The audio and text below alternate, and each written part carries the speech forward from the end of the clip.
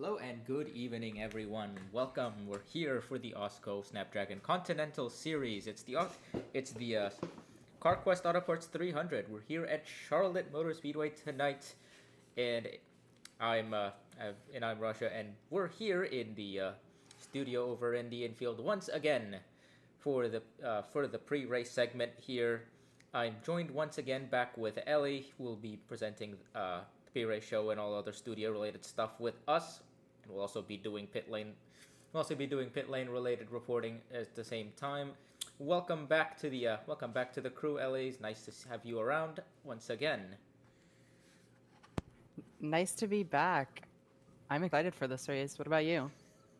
Yeah, I think I'm excited. I'm pretty excited as well. Of course, the last race we covered together was Kentucky. The last race in the Continental Series is another 1.5 mile track. Uh, I think the type of racing we'll see. I think the type of racing we'll be seeing in these two at Charlotte tonight won't be too different from what we saw at Kentucky last week. But at the same time, I think there's gonna be some subtle differences that'll make Charlotte its own unique show, and I'm looking forward to these racers putting on a really good event for us all tonight. And I'm sure there'll be lots of excitement for everyone here as we get ready to get started. Charlotte is a 1.5 mile track, and Charlotte is a 1.5 mile track, and it's a tri is it tri? No, it's a quad oval style, I should say. It's a quad oval style with a trapezoid shaped front stretch. So in terms of tracks, in terms of visual appearance, I think the closest we'll get to is Texas, which raced that some time ago. I believe it was about a month or so, 6 or so races back. We're here for a stretch of two 1.5 mile tracks. We saw how hectic the racing got at Kentucky, especially on starts and restarts. Ellie, do you expect the same kind of urgency from these drivers as we saw in the Continental race at Kentucky last week, or do you expect even expect things to get a little bit more intense? I don't know about more intense. Maybe there's a chance, of course. Always a chance for everything. But I think we'll probably see some very similar racing last time, given the tracks are similar in their own ways, different in their own ways. But I think we might see some similar racing. Yeah, I think I'd wager a guess and say the racing will be close to what we saw at Kentucky. I think with some minor differences. I Yeah. will say, given the quad oval shape of the front of the racetrack, will I will mention that because that's an area that usually brings up incidents. I think the drivers do tend to make a bit more mistakes when we have a quad oval style racetrack. We saw this in Texas. That was a danger spot in the AWSCO races at that circuit, and I think we'll see similar situations arise, especially early on when cars are going three wide out of turn four. I think you're gonna have to pay attention quite a bit. Driver gonna have to be have to pay attention quite a bit here because quite a bit there because they're gonna be there's the amount of room there is to make mistakes isn't as big as there is in a tri-oval style like we saw at Kentucky. The uh, the turns Right. are a little bit more abrupt, and that might cause drivers to run into each other a bit more, I think. And otherwise, though, I do expect the racing to be just as exciting, and I expect to see quite a lot of passing around the pack, all over the place, front of the pack, back of the field, and the middle. Cars will be moving up and down the pack as we saw at Kentucky as well, which begs the question. I think if you're again, the question brings up if you're a team heading into this track, how would you set up your car? I think Kentucky, we saw the cars that were strongest on the long run really thrived, especially as the race went on to the later parts. Um, Ellie, would you expect these teams have the same attitude towards setting up their cars heading into this race as they did in last week? Well, yes and no. I mean, long run worked last time on a similar track. It's probably going to work pretty well again. But again, the track shape being a little different, might be having more hectic corners. They might want to set up slightly better for those kind of Yeah, it's also situations. yeah. I mean But that. I think long runs will probably just be the better option here. Yeah, and I will say that I think if we go back to Texas, I think Jet Brackett won in similar fashion through having a good long run car and a good strategy, and I think that's the kind of skill that you need to develop if you want to do really well at these big tracks. And we're starting to see these tracks trickle a bit more, a few more of these tracks trickle as we move on through the season. I should say. I don't think we're gonna get another one for very long, but as I've said a few times now, once we get to the playoffs and kind of the pay window of the season, things start to get a little bit. The concentration of 1.5 milers starts to get a little bit more. Starts to get a little bit higher, and you start seeing more of those tracks. And I think if you can start getting advantage, if you start building your programs now, things will probably be better for teams once they get to that kind of crucial bit of the season, I think. Yeah, you have a fair point. Yeah, and with that, we'll take a look at our starting lineup. On the front row, we see Isabella Fitzmaurice and Jennifer Wilson. Those are two drivers. Let me check the points here. I believe Isabella Fitzmaurice has already won at one of our 1.5 mile tracks. She won at Las Vegas. And yeah, that's exactly right. And Jennifer Wilson sitting 27th in the points. This guy's has come pretty close to winning at some tracks already. She came noticeably close at two of the short tracks. Bristol and South Boston got top 10s in both of those. But at the same time, she is on a really good run. Three top 10s now in her last 4 starts, and her worst finish is 19th place. And now that she's consistently qualifying for races, I think there might be room, I think, to start making pushes for the win. We're starting to see drivers further down in points start notching wins now, and I think that the 60 winning this race would definitely be in the realm of possibility as well. I think. Looking at row 2, you have Rachel Ramos and Krista Anderson, two drivers who have been pretty consistently good over this season, I would say. Ramos won at Phoenix, and Krista Anderson has notched quite a few top 5s already, 3 top 5s in the season. Both of those drivers will be looking to do really well. And then you start seeing some wild cards. If you look at row 3, you'll see on the inside Lulu Connie running 44th in the standings. Hasn't last time she made a race was at Milwaukee, where she finished 18th. But I will say this: two of her better results have come at the 1.5 mile tracks. 21st at Las Vegas and 17th at Texas, which, considering she struggles to finish a lot of races whenever she qualifies, this might be an ace up her sleeve that she can pull out right now. If she can manage to grab a win here, it would be a real dramatic shakeup to the points, I think. And on your outside, that's Takamoto Aya, another driver that I think might be one to look out for. 11th place at Texas, not too in our last quad oval track, and 12th at Kentucky as well, or I should say 24th at Kentucky. I'm looking at the wrong driver, I believe. Oh, I'm looking at Lynn Oswald's results. That is entirely the wrong row. My apologies for that. But yeah. Then you have Johnson, Eli, Cassidy Jones, and Brenda Davis. Eli is one of those drivers that's kind of under pressure right now. She's sitting just ahead of Lulu Connie in 43rd. Has a few top 10s, but at the same time has really struggled to make inroads in the races outside of those few results, and we'll see how long she has to stay in that ride, given that we're already starting to see moves being made. Sandy Martel was just recently released from her ride at Urman Enterprise, so teams are starting to make moves now, and I think now that the dam is broken, teams are starting to shuffle drivers around. This might be a cue for some of those drivers down in the field that it's time to perform, it's time to perform, or else they might see themselves out of ride relatively soon, I think. And I think it would do a world of good for drivers like Eli to be putting a statement performance, I think, really soon. Anybody else catch your? Yeah. Ellie, anybody catch your eye from the drivers who are on a starting grid right now? Um, Honestly, we were talking about, or you were mentioning Lulu Kani. I, I think her being on the lower end of the points, she probably wants something to prove. She might have locked in with that pastime.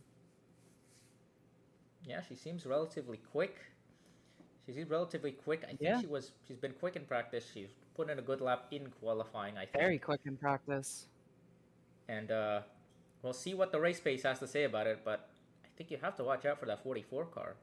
As for our other previous 1.5 mile winners, Jet Brackett starting on the outside of row 12, and Naomi Davenport starting right behind her in the inside of row 13. So that's 25th and 26th for those two cars. All right, Ellie. Any final words before we send it over to the booth for the start of the race?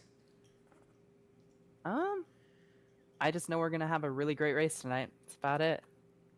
Yeah, I think so as well. All right, and with that, we'll send it over to Echo, who will be presenting the start of the race, and I believe Liam's alongside her in the booth tonight. Go ahead, Echo. Yeah, and hello everybody. Welcome to the beautiful Charlotte Motor Speedway in Concord, North Carolina. This is the CarQuest Auto Parts 300, the 15th race of the Continental season, and at this point we will be officially halfway through the regular season before we reach the playoffs. That crucial important time for all of these drivers that they want to reach. I'm joined here in the booth by Liam. Happy Canada Day, Liam. And happy Canada Day to you as well, Echo. Glad to be up here in the booth at Charlotte. It's looking to be a great race today. This track always produces incredible racing, and it's going to be no different here, I think, in this Continental Series contest. Yeah, going with an all-Canadian booth today for Canada Day. I think that's fairly fitting. What do you expect from this track today? I mean, this is a very difficult track. We saw a lot of, in Cup practice, there were quite a few incidents. There were quite a few different incidents at multiple stages during the race, during the practice session. But overall, these drivers, this is a pretty tough track to handle. What do you think is going to be most important here today? Yeah, I mean, people like to refer to these mile-and-a-half tracks as cookie cutters because they're all very similar in shape. But this is a really... To steal a tagline from Darlington, this is a tough track to tame, and it's going to be very different than something that we ran, Kentucky last week or Texas. The shape is very similar, but the track is totally different. It runs completely differently. You're going to see a lot of high lane dominance, I think, around this speedway, which is going to be really interesting. You don't usually see that a lot, at least with some of the tracks that we've run in the Continental Series so far, and it's going to come down to how you manage your tires, how you manage the line that you're running. And it's anybody's game, really. Yeah, this is more like Vegas, where both corners are the exact same in terms of banking and shape. So, instead of where we went to Texas or Kentucky, where both corners have different banking sizes and radii, this track is much the same all the way around, and that makes it really tough to keep up with. All right, let's go through the starting grid here from the Charlotte Motor Speedway. Row 1, Isabella Fitzmaurice, the winner in Las Vegas, starts on the pole alongside Jennifer Wilson. Row 2, the 2 of Rachel Ramos is alongside the 35 of Krista Andresen. Row 3, Lulu Kani with a great qualifying effort. She starts alongside Takamoto Aya. Row 4, the 24 Ashley Johnson and the 04 of Eli Ile. Row 5, the 4 of Cassidy Jones and the 54 of Brenda Davis. Row 6, Latanya Gray starts alongside Jackie Kennedy. Row 7 is the 64 of Mayumi Moriyama and the 93 of Izzy Oberman, the 3-time winner this year. Row 8, the 84 of Casper Von Weber and the 51 of Stella Arcadia. Row 9, the 8 of Kate Summers and the 5 of Zoe Quinton. Row 9? I've already lost track. That's a great sign. I have this pulled up somewhere. Okay, row 10, the 99 Karina Willis-Callaway and the 26 Robin Morales. Row 11, the 96 of Lynn Oswell and the 0 of Hieta Yoko. Row 12, the 10 of Eliza Evergreen, who comes in as the points leader alongside the 66 Jet Brackett. Row 13, the 22 Naomi Davenport, who won last week in Kentucky alongside the 88 of Madison Estrada. Row 14, the 81 Alice Hagman and the 95 of Cara Reynolds. Row 15, the 14 of Katrin Edelstein and the 7 of Reina Munoz. Row 16, the 59 of Abby Buchanan and the 46 of Shizzy Min. Row 17, the 62 of Vinnie Schultz and the 42 Freya von Lundquist. Row 18, the 6 Luxakuma and the 55 Deborah Williams. And row 19, the 40 of Lara Sundale and the 77 of Rose Lockport. All right, well, what do you expect to see in this one? Who do you think, what kind of cars do you think are going to be the strongest in this one? And what's going to be the most key factor to winning this race? I mean, as you were going back through the starting grid of this race, I was taking a look back at the other mile and a halves that we've run. I know we mentioned that, you know, the profiling is different at this track, and it's going to run very differently. But with it being Canada Day, I'd say keep an eye out on a bunch of those Canadian drivers. Jet Brackett won at Texas. Izzy Fitzmaurice from Quebec won at Las Vegas. Going to Kentucky last week, that was Naomi Davenport, also a Canadian, who won that race. So Team Canada's got it sort of on lock at these mile and a halves. I don't expect it to be any different. I mean, we've got Izzy on pole. She won at Vegas. She started P5 at Vegas and ended up winning that race. So there's the command. Any of the drivers that have sort of won races on mile and a halves or have been strong on mile and a half seem to have been consistently strong at those racetracks. So keep an eye on those drivers, I'd say, heading into this one. But like I said at the top of the broadcast, it's anyone's game, really.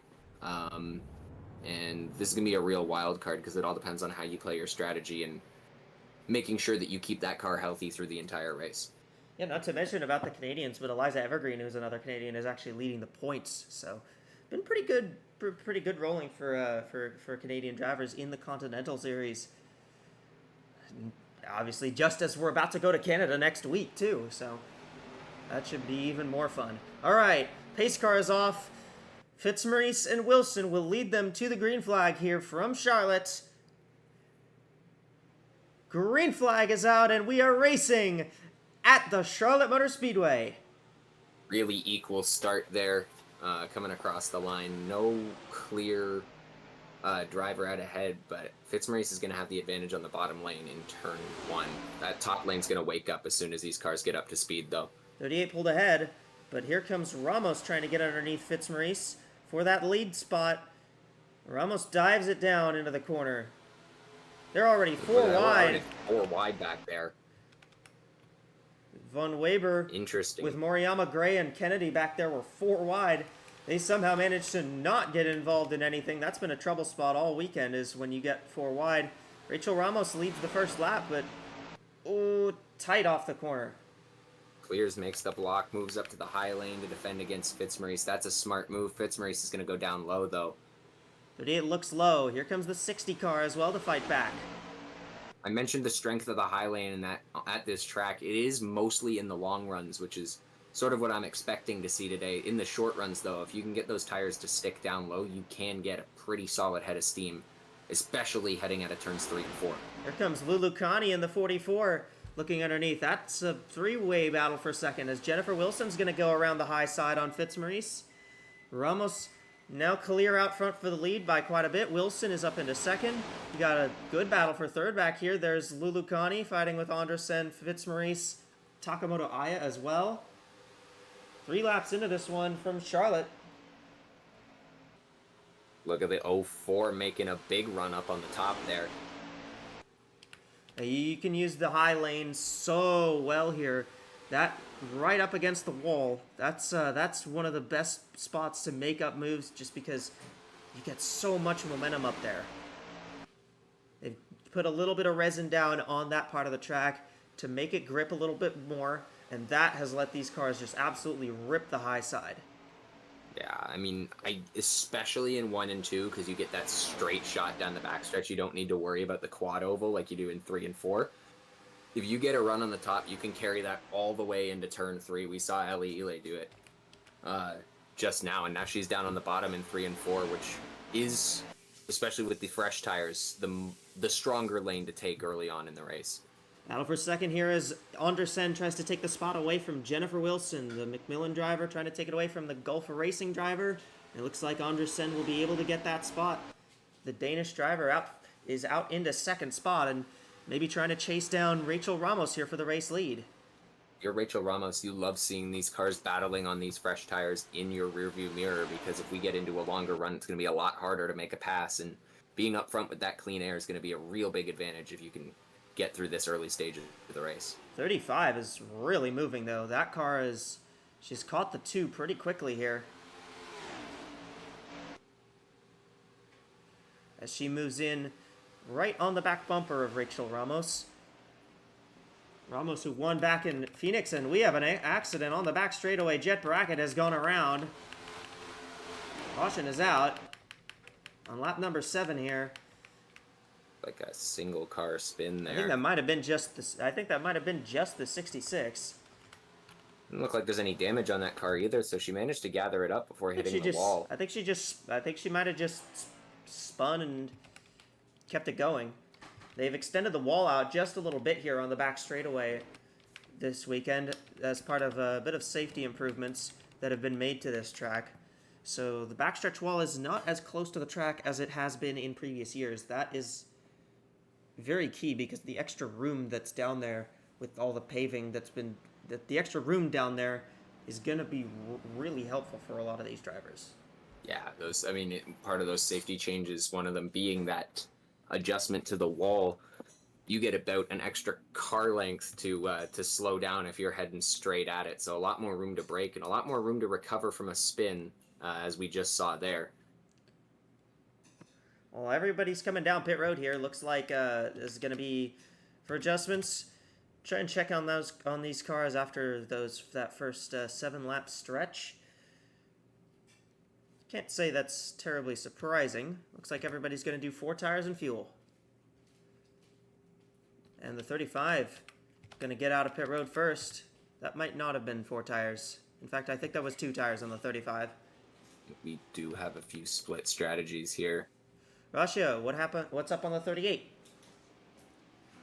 Yeah, Echo, just a little primer on the 38 team heading into this race. I mean, we mentioned that they've won at Las Vegas, so they do have a I would say a record of having good runs at these kinds of tracks. But I will also mention that this 38 team doesn't have a top 10 since that finish.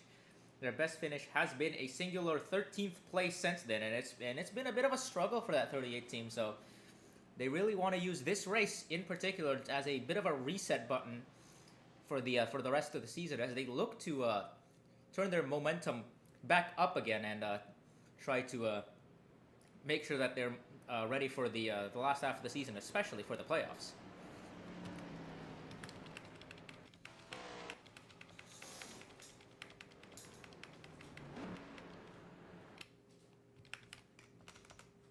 Looks like the 6 car of Lux Akuma has retired from the race for a tire issue. That's very strange. We'll have to see if we can get any word on that. Let's see what happened to Jet Bracket to bring out the caution flag here. 3 wide here. They go 4 wide off at turn 2. Yeah, and that's just too many cars looking for the same piece of real estate. Gets a piece of the 40, but I don't think it's going to cause too much damage. And I don't think any of them are really going to suffer that much from that. That looked like fairly light contact. I was just looking at the points results sheet, sort of, as Rashi was talking about that 38 team. And Isabella Fitzmaurice, despite being locked into the playoffs right now, is the car the lowest down in points that has made every single race this season. Every other car below her has failed to qualify for at least one race. Average finish at 22nd, and a lot of the heavy lifting is being done by those results in the first 4 races of this season. So that team is definitely going to want to get back on the right track before the playoffs. And this halfway point is sort of a target zone for anybody to do that and recover from sort of a bad stretch of runs.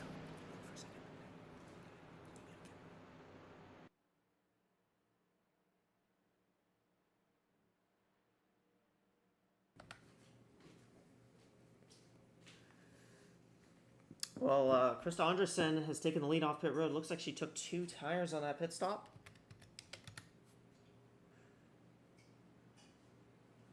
Yeah, we'll see. We'll see how that strategy call works out. Obviously, still a little early. You know, only 11 laps into this thing, so tires aren't going to be worn out yet. But if we do get a long run there where we don't get a caution, it should be interesting to see how those fresher tires will impact the race for the cars that took 4 compared to 35 who took 2. Yeah, we'll see how these tires are affected. So Krista Anderson has the lead. I think that 35 was faster than the 2 on that first run, but obviously now everybody's come to the pits. They've made adjustments. A few other cars did actually take 2 tires there. Looks like the I think that I saw the 59 just took 2. The 40 of 40. Sundale. Looking for the R. I guess it could also be an L, but yeah, I think it was just the 35, 40, and 59 that just took 2 tires. Well, it is Anderson, Ramos, Aya, Ile, Fitzmaurice, Wilson, Arcadia, Johnson, Gray, Estrada that make up the top 10 as the pace car has pulled down pit road. We're about to go back to green. Through the restart zone, we are back. Green flag racing at Charlotte. Lap 12 of 200. A lot of racing left to go. Terrible restart for the 2. Fan out too wide, at least at the front. We'll probably see them fan out a lot more on the backstretch once they get up to speed. Terrible restart for Ramos. Ramos did not go at all, and Takamoto Aya now has gotten by for the 2nd position. Krista Anderson looks pretty smooth on those 2 tires, at least for now. I think those 2 tires might show their hand, might eat into the long run pace of that 35, but you know, on the short run, I think it's probably fine. I think it's a solid strategy call to get them up at the front of the field, especially if, you know, you're sort of expecting another caution to happen soon with a full field of cars still in play. Yeah. Good way to get yourself up front without having to run through the entire field. You're able to sort of jump everybody taking 2 tires and then pit for 4 next time by.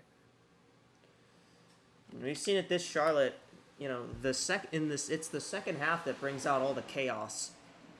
That's where everything is, as Takamoto Aya has driven around Krista Anderson, and the 11 car of Aya has taken the lead. Takamoto Aya, I mean, all of her teammates are pretty well up there in the points. You know, Vinny Schultz doing very well. She's literally Vinny Schultz is 2nd in points. Izzy Overman's won 3 times. Luxakuma, you know, despite the issues she had today, is, you know, up in the top 10 in points. Aya just hasn't been up there in the points. She hasn't really been able to find the finishing pace. She's been able to find the race pace, but she just hasn't been able to finish races out. So I think that for Aya, she needs a run like this, and she needs it to continue. As, whoa, there's contact between the 04 and the 35. They saved it somehow. Keep it straight. That's going to bottle everybody up coming into the quad oval here. I don't know how they saved it, but they did. That was impressive. I don't know how that wasn't a caution, how that wasn't an absolutely massive collection at the front of the field. I don't know how neither of them got on the wall. Now. 4 wide through 1 and 2 there. Rasha, do you know what happened to Luxakuma? Yeah, I'm with the 6 team right now, and they're reporting some sort of wheel hub issue.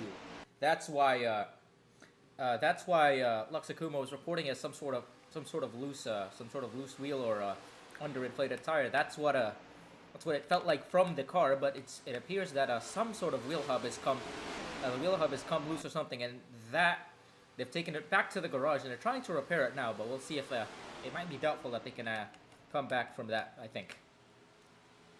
How about Naomi Davenport, winner last week in Kentucky? Up into 3rd place already. She's got her teammate up there as well with Stella Arcadia in the 51. You know, obviously Rachel Ramos was up front for a good bit, but Ramos has kind of slipped back, so now Ramos is actually the worst running North Star car in the race right now. I mean, you know you're doing something right as a team when your worst running car is in 10th position. Well, so, I mean, as of the last lap, obviously. Their other car didn't even qualify for the race, so I'm not sure that. But I mean, in the race at least. Yeah. Yeah, that's fair. Battle for second here as Davenport tries to get around her teammate, Stella Arcadia. We're gonna see drivers move up to that very top lane, try and make moves as opposed to running the middle and the bottom. See if that change in racing line. Look at the 51 way up top. Davenport, I think, huge gets run clear. on the 22. Davenport clears, but Arcadia tries the crossover here. This is something that you're going to see as well is, you know, up on the top, you might lose a little bit of ground. If the driver on the bottom lane, you know, pulls a slide job, what you can do is when you're on the top lane, almost always we'll see them cross over and try to jump to the bottom and try and extend that battle as long as possible. Yeah, those crossovers especially happen on the front stretch where you've got those two corners in the quad oval to really shake up the racing line. We saw it last lap, and we're going to see it a lot more this race. How about Naomi Davenport? She's on the verge here. You know, obviously it's still very early. We're still only about 21 laps in, but it's very possible that Davenport has the speed to go back-to-back after being, what, about 39th in points coming into last week's race in Kentucky, as she goes to the inside on Aya for the race lead. I mean, really impressive to see that team bounce back, end up scoring a win, and now competing up at the front for the second race in a row. We've been talking about how this halfway point is going to be a real resetting point for a lot of these teams and a lot of these drivers, and you know, being up front after doing so terribly, especially with the contract situations that have been developing, that's exactly what you want to do. Yeah, mid-season driver moves are in fashion right now, so we've already seen one, and that window has just opened up. So we've already seen one. We could have. There are rumors that there is another that just hasn't been announced yet. So yeah, I mean, we could see some big shakeups in the rosters here in Continental. Davenport clears. Here comes the 11. 11. Here comes the 51. Lead. They went 3 wide, but Davenport up on the high lane, right against the wall, has just more grip, more momentum to keep with the to drive away from these two. As there's the 0 of Hieta Yoko, who sits in the 4th position, battling with the 04. There's Madison Estrada is up here. Estrada's had some pretty good race pace, just hasn't been able to turn it into qualifying pace. Zoe Quinn up in the top 10. Lulu Connie's still up here. There's Robin Morales in the 26, winner back in Milwaukee. Almost went 4 wide off the corner. And Morales tried to take him 4 wide. There's Vinnie Schultz, who started way back in 33rd. She's actually made her way up to 19th. So Vinnie Schultz has had it locked in for a while. Kate Summers, who's had a pretty good run of things lately, is not doing so hot in this one. She's back at 27th right now, but there's still time to recover that one.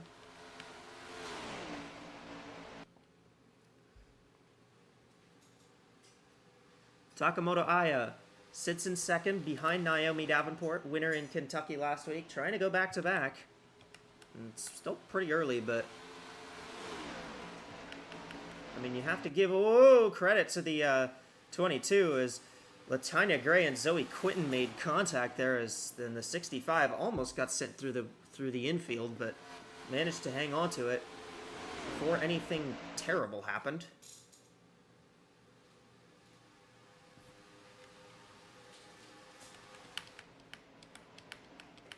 Aya still hangs on a second.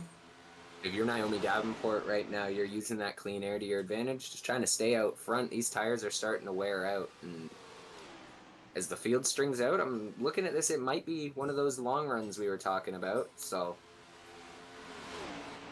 it's gonna be interesting to see how she hangs on to that, and if we make it all the way to the next pit cycle. Right now, it's just hold steady and don't let anyone pass you. Well, the fuel window here is about, let me check and see. It's about 65 laps, somewhere around there. So you can make it about 65 laps before on fuel. And I imagine that that's probably about the same amount of time that they'll be making on the tires. Here comes Estrada moving up through the field, closing in on this this front group. Everybody pitted on lap 10, so we got it at least until lap 75. Yeah, around that on 75. fuel. And I think we might see them come in a little bit earlier, just because you don't want to run yourself out of fuel. Yeah, and with the tire strategy as well, we got some of those cars on 2 tires versus 4 tires.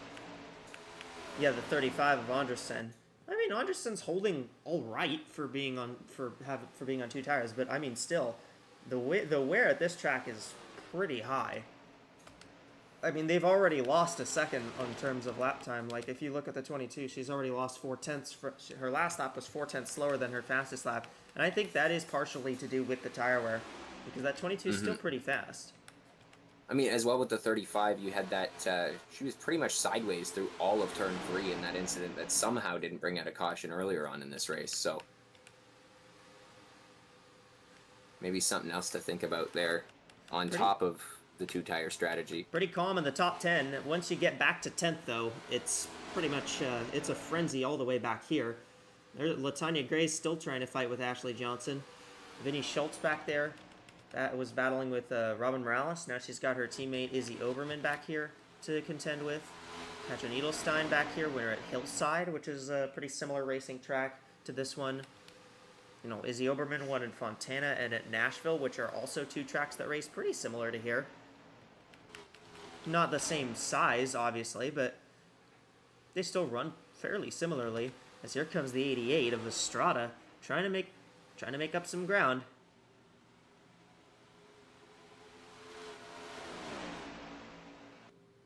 I mean, pretty impressed with how Madison Estrada has run, even if she hasn't been able to qualify very much. Estrada's at least shown that this team has the pace to contend. They're 3 wide back here.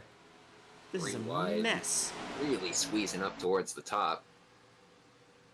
So the 26 and 44 make a little bit of contact off the corner, but nothing to unsettle the cars. Oh, 44, Connie and 44, Quinton. 5, and they're going to need to keep it up there. The rest of the field rolls by. Caution's out. Caution's going to come out. Oh, the 0 of Yoko. Oh. Has just, I think she might have lost the engine downshifting. Downshifting to caution mode, and that's unfortunate for the driver who won back in Pikes Peak. You're running so well, and then you just get, you just grab the gear at the wrong time, and these engines can get real sensitive. And yeah, that's not the way you want to leave the race, especially when the caution wasn't even involving you. Looks like everybody's coming to pit road, unsurprisingly.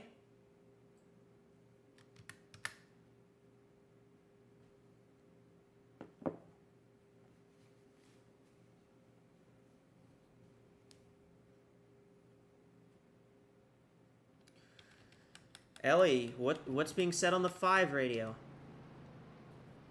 So far, it's just minor damage to the arrow. I think she's gonna be okay. She's gonna be able to stay in.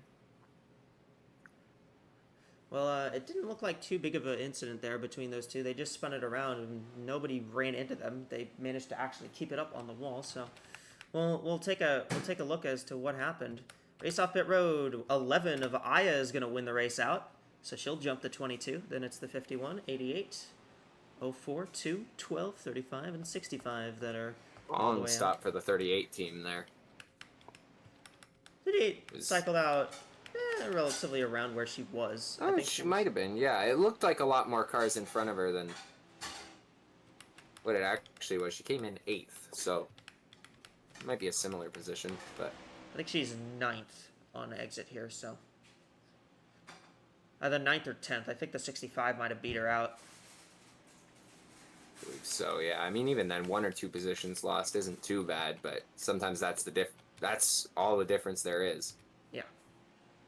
You know, everybody came in 4 tires, fuel, pretty routine call. All right, check out Zoe Quinton and Lulu Connie's incident here. Those two racing down the back straightaway into the corner. I think Lulu just took a little bit more room than she had. I think I think that was a misjudgment of the amount of grip in turn 3 there. Lulu drove it in a little too hard and just washed up the track into the 5. Pretty soft collection. I saw the 44 repairing the door damage, obviously. A bit more damage than the 5 in that incident, spinning around, slamming into the safer barrier there, but it won't be anything to take either of them out of the race. I think they'll both be okay. I think they'll both be okay pace-wise and probably engine-wise. That's not like the damage isn't too bad. And I don't think either of them nosed the engine into the wall, so. Yeah, I mean, we got a lot of racing left, so there's plenty of time for them to, make small repairs to that car anytime they come down pit lane.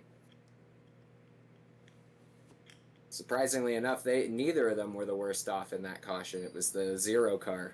Yeah, it was Yoko who had a pretty colossal engine failure, and I'm not sure. I wonder if maybe Yoko might have just downshifted too early coming to the caution, because obviously you run, under caution you want to run in, second or third gear just to save a little bit of fuel.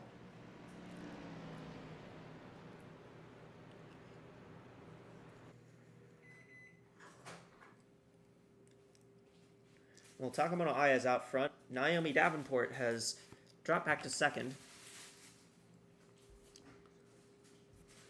Well, for Krista Anderson now, I'd be curious to see, that two-tire strategy.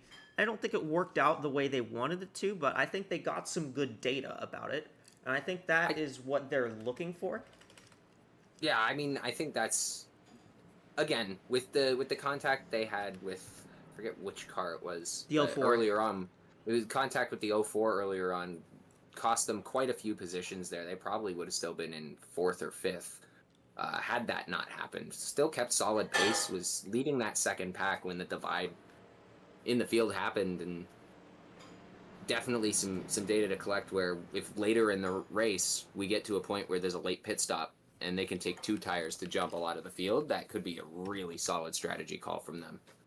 Yeah, But, only time will tell. It didn't lose them too much ground, but I'm not sure if I would take it after a long run. No, but if you're in a situation where there was a short run at the end of the race and we get another caution with like 20 to go, I would absolutely take the gamble on 2 tires. Yeah. And through 3 and 4. Pace car is about to pull off. Takamoto Aya, the Japanese driver, leads the way in that number 11 Inverness Racing Toyota. I would say she's the highest Inverness Racing Toyota, but she's the highest running driver in the race. All right, green flag has dropped. We're back racing in Charlotte. 8 did not go. You saw the 4 cars behind her all sort of snake looking for position. We got the 22 looking underneath the 11 now for the race lead. Side by side, She wants 22 is She wants her got a right really good back. run there. She wants her right back, and I think she's going to get it pretty easy. 88 got a good run through 1 and 2, though. Here comes Davenport's teammate in Stella Arcadia in the 51. Aya's going to go way up to the wall to try and hang on to second. Work. Dead heat for second coming across the line there. Rasha, what's up on the 0? Yep, Echo, that was just a, I think that was the gearbox on the 0 that failed. That's why you saw that plume of smoke come out of the car. Yoko was trying to shift down from the, at the onset of the caution, of course, and I think one of the gears may have just come undone there, and I think that's the reason why the engine went up in smoke there. So that's a big issue. Yeah, that was certainly a big issue for the 0 car. Well, here we go. Fight for the lead. Aya ran up top, got a huge run. She's going to try and take the lead back from the 22. Here comes Madison Estrada back here.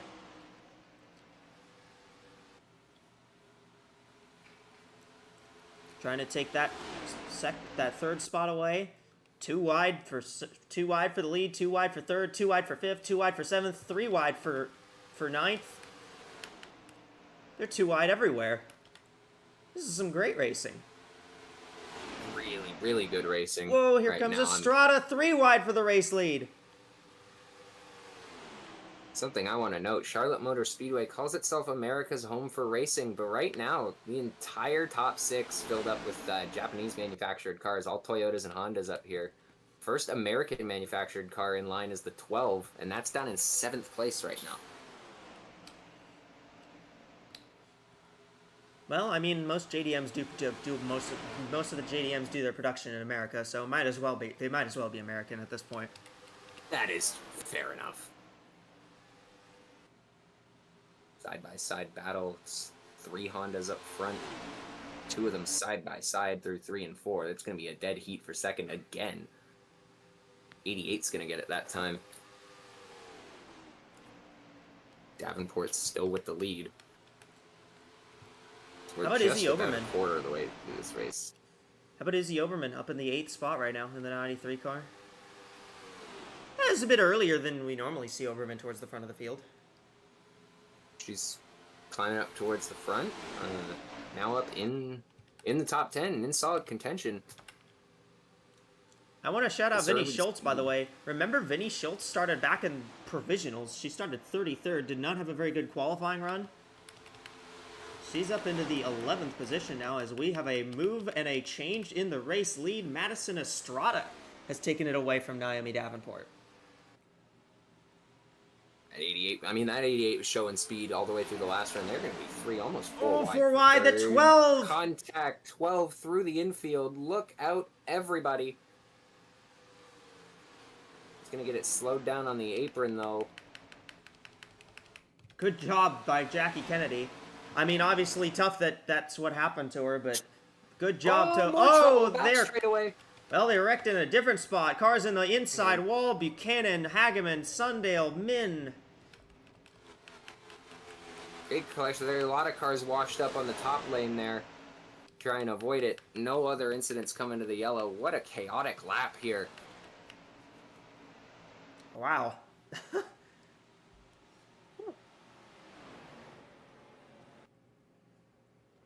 Yeah, I don't have much to say about that one. That was, I don't know what happened back there. I think that might have been just a bit of a stack up.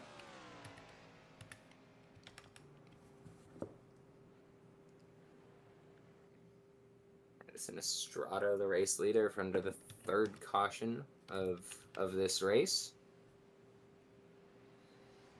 Imagine everybody's going to be coming to pit lane again this time.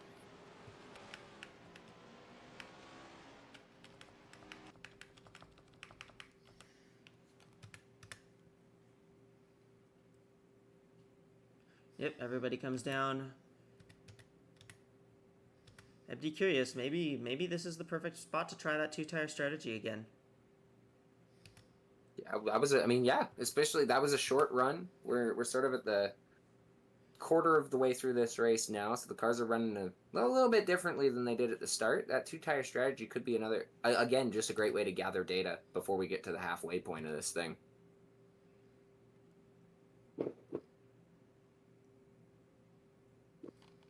Whoa, No. contact there with the 12 and the 51 on exit. And the 11's going to win the race out again. The 88's going to lose 2 spots there. The 22 lost quite a bit of ground as well.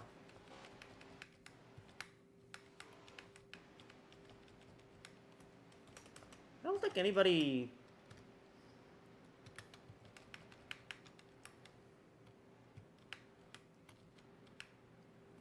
I don't think anyone, no one's out of the race. I think everyone was. I think everybody who who was was involved in that wreck was. able to keep going, yeah. Well, let's go back and see what happens here. B. Buchanan, Alice Hageman. Oh, this might have been a stack up from... Yeah, they checked up there. Yeah. The 59... the 59 just... I think she just cleared herself there. Ooh.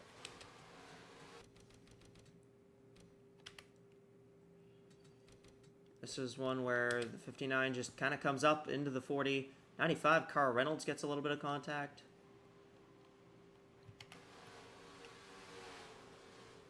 There's 4 cars all piled up on the apron, but I think they'll all be able to continue in this one. Ellie, what happened to the 59?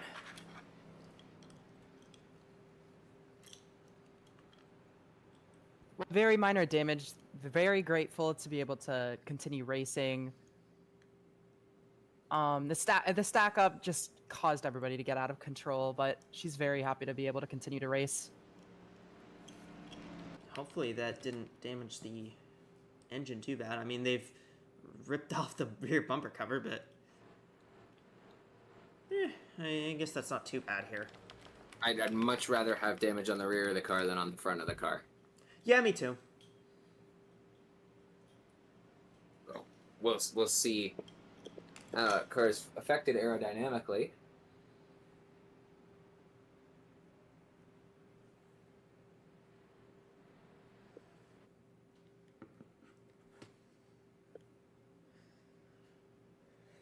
All right, so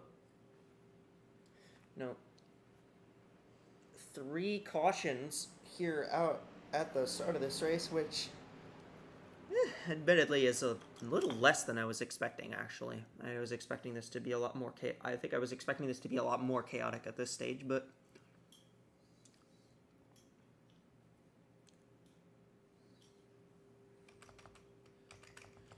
I suppose it doesn't really matter too much.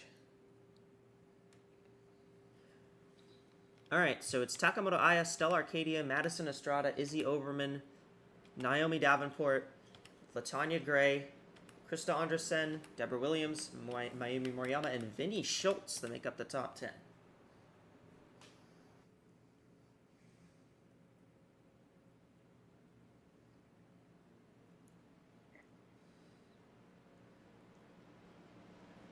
And as they come down the back straightaway, I expect to see, more of the same of what we've been seeing on these restarts, where they sort of go single file for the first lap and then spread back out once they get to the back stretcher around the second lap around. Hoping to get a long run in soon, because I do really want to see how those tires are going to wear out. We had a decently long run on that second run, but being able to go through and see a full pit cycle will be interesting to see how these cars get affected by it. Yeah, I mean, we're about a quarter of the way through this race, so I would be very interested, especially considering, not many cars have been involved in incidents. We haven't really seen a trademark big one yet. Keyword here is yet. Yet. Yeah, I mean, you mentioned earlier on in the broadcast that chaos usually happens late. I mean, as we go back green here, even in Cup practice, a lot of the incidents we saw were late in the practice session. To be fair, most of the time in practice when incidents happen late, that can usually just be chalked up to drivers having different levels of tire wear and not really knowing how to clearance each other. Yeah. But as the track rubbers in a lot more, we're going to see... Caution's already out as the 5 and the 66 are around in turn number 4. Well, forget what I said about the long run. We didn't even make it a lap. Zoe Quinn and Jet Brackett, which are 2 drivers that had already been involved in a couple incidents in this one.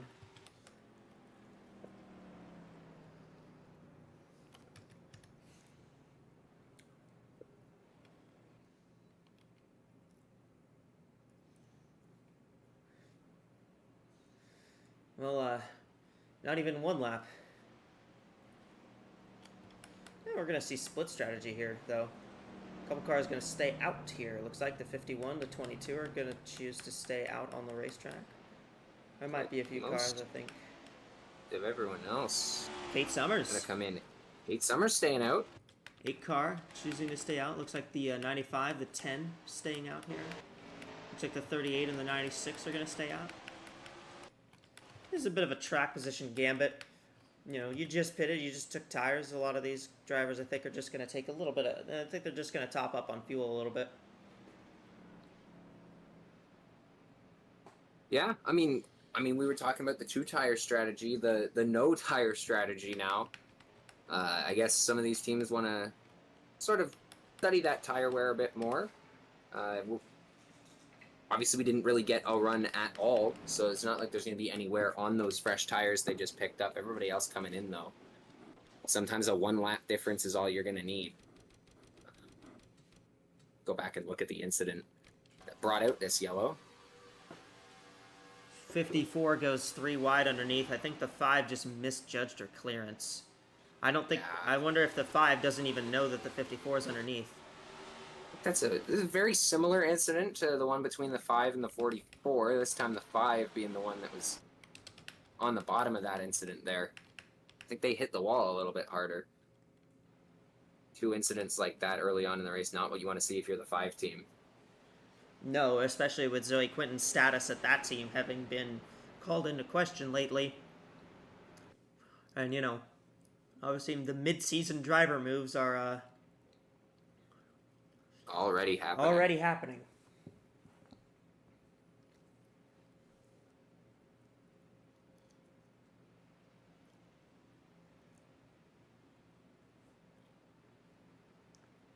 Is we're at the quarter of the way through this thing. It's been a pretty solid race so far. Haven't had some seriously long runs yet.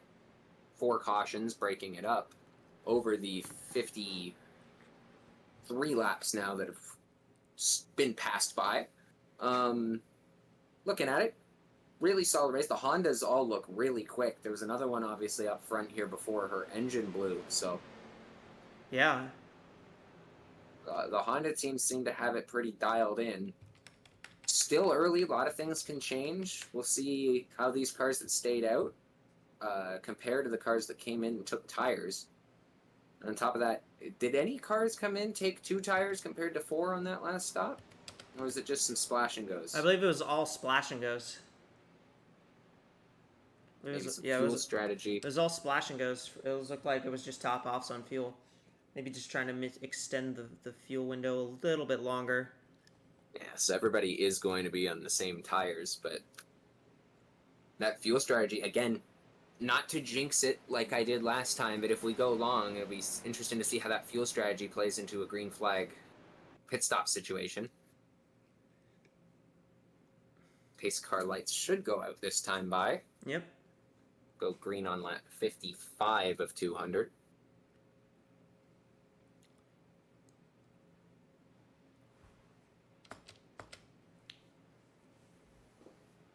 This race has felt like it's gone by a lot quicker than any other races, really. I'm not even really sure why. Maybe it's just because how fast this track is.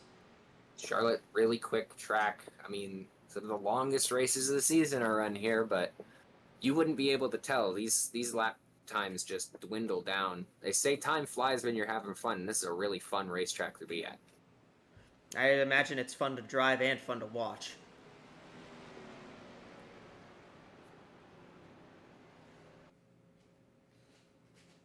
Talk about length. The Cup race here, 600 miles, 400 laps, so twice as long as this. Going to be a real endurance race by stock car standards. Yeah, here's we'll go through the top 10 real quick. Drivers that stayed out on this last pit cycle: Stella Arcadia, Naomi Davenport, Kate Summers, Cara Reynolds, Eliza Evergreen, Isabella Fitzmaurice, and Lynn Oswell. As the 93 has pulled down, she is pulled out of line and is coming to the pit road as we're about to take the green. So Izzy Overman. The last possible time, the last time you want to get a mechanical issue that isn't under green, obviously, is coming to the green. That'll be a real loss of track position and probably a lap for that 93 team. You can get an idea of what happened. Off the restart, Kate Summers gonna try and take second from Davenport.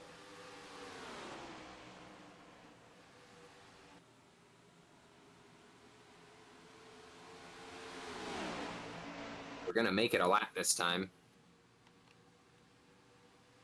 What if Kate Summers? I mean, Kate Summers was kind of mired in the back at this for a good chunk of this race, but I think she's trying to do a little track position play, get up front, see how your car handles up at the front, and just go from there. Starting to see some of those damaged cars fall off the pace at the back of the line here. Yeah, she's kind of struggling. 93's back out.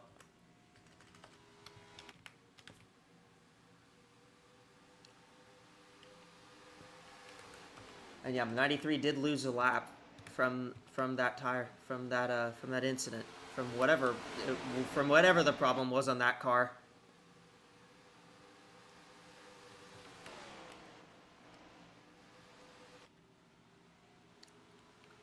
One Stella Arcadia being challenged by Her teammate, Davenport. her teammate Naomi Davenport in that 22 car.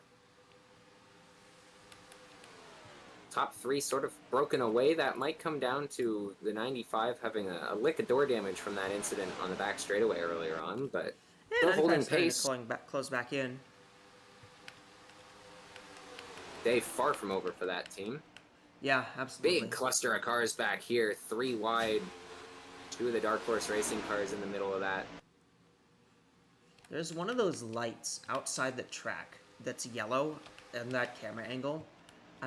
When we come back around, I will point it out. But like, every time I see it, it always looks like, oh, there's a caution coming out, and then I'm like, no, wait, that's not the right light for that. I think I know exactly what you're talking about.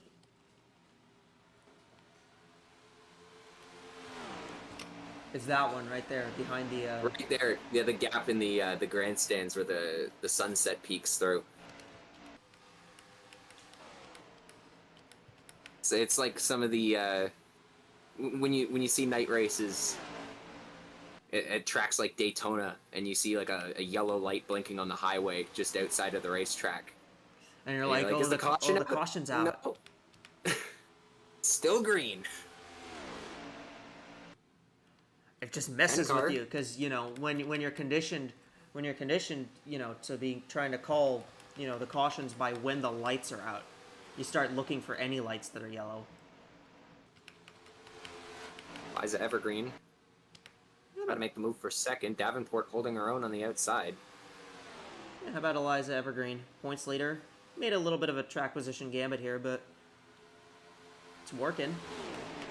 Oh, the 10 is around! Trouble, and everybody's going to dive through the infield to try and avoid it. Addison Estrada involved as well. Nobody else involved. Cautions is back out. Well, jeez, I didn't expect that. Talk about a commentator's curse. Twice now.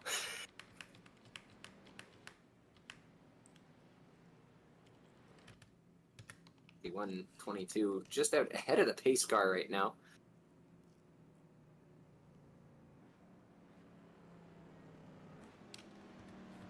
.51 staying out. Nope, 51's coming in. Pace car got confused by that. Yeah, just a little bit.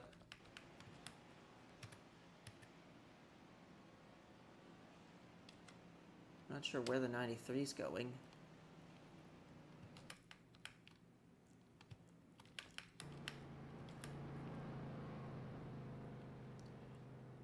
'93 should be the free pass car.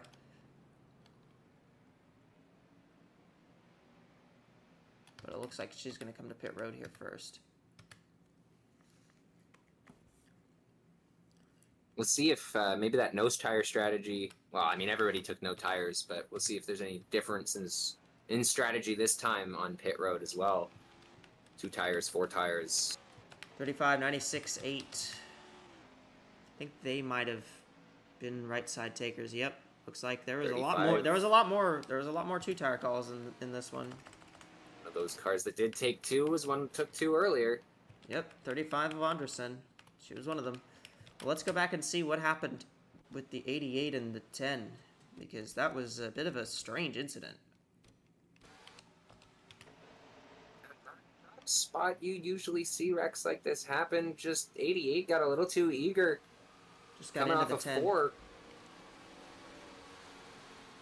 Really lucky no one else was involved in that. These wrecks in the tri-ovals and quad ovals usually have a lot more cars get collected because everything bottlenecks. 66 still on pit lane. So is the 93. Wonder if they're checking for damage on the 93 car.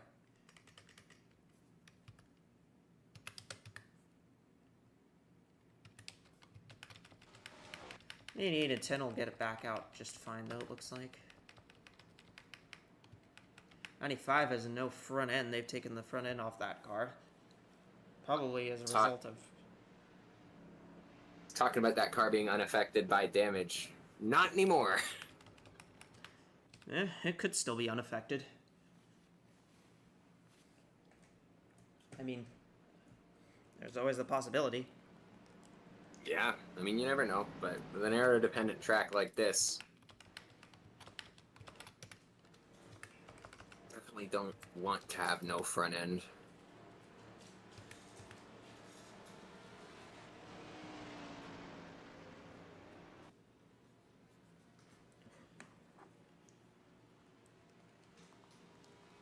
'66 still on the pit lane. Not sure what's wrong with that car. Yeah, they've spent a while on the pit road there. Well, Izzy Oberman, free pass car. I think there's a possibility she might have been lapped on pit road. And yes, the answer is yes, which means that the 93 will actually get another wave around here. Just because she was one lap down, so she gets to go back lead lap.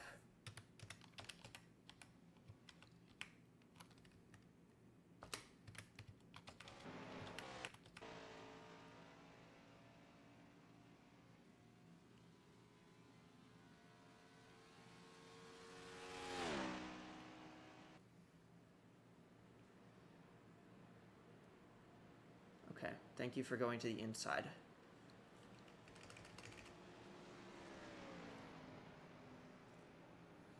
'93 gonna get past the field cleanly on this wave around. So, Anderson, Oswell, Summers, I believe all took 2 tires. Davenport, Arcadia, Fitzmaurice, Von Weber, Aya, Reynolds, and Williams is the top 10 as it stands right now. In fact, no, Hood's still in the top 10, and the '66 now getting tires changed on the pit road. We'll see if the 95 is we'll see if the 95 can hold pace. I'm not expecting it to, but no. We'll see. 95 might have actually taken 2 tires and just cut the hood off. It's very possible. That would explain why she's still up here despite having all that damage. 66 is releasing out of pit road, so took them a while, but that car did get out of pit road. All right, here we go. Green flag is back out, and we are racing once more from Charlotte. Not a great restart from the 96. Kate Summers going to go underneath for that position already. And yep, look at the 95, already pretty much sacrificing speed. Dropping like a rock. There was some promise going up through the gears, and as soon as they got up to speed, just nothing doing for that 95 car.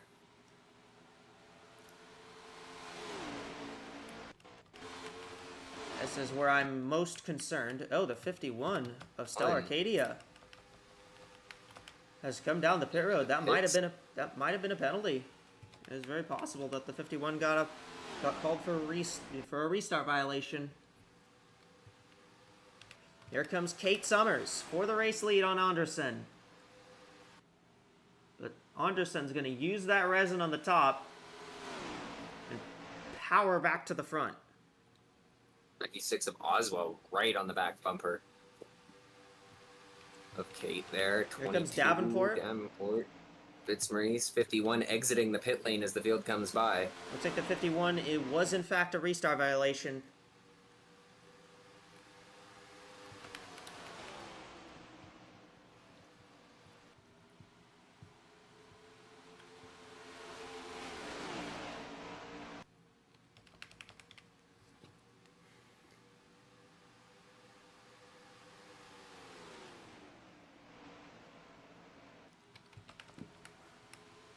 Or at the top of the track.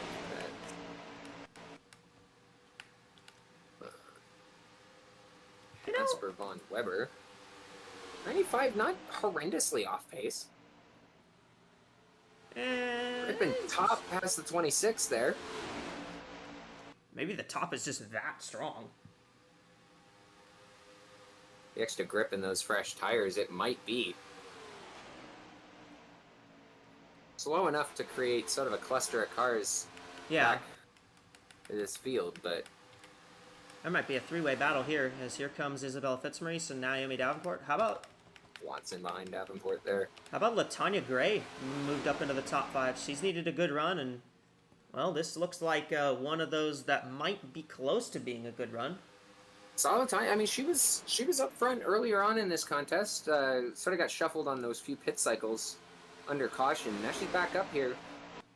I wouldn't count that 65 out by any stretch of the imagination. She's looked quick today, and she's now going to try and dive it 3 wide on the inside for second.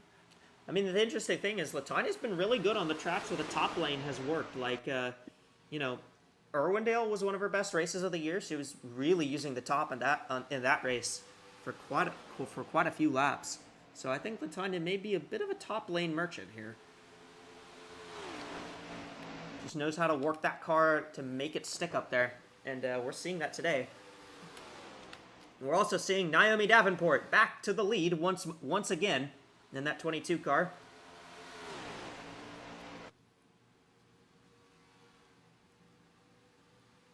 Sort of stringing out single file at least through the top 5, and then it's double file all the way back.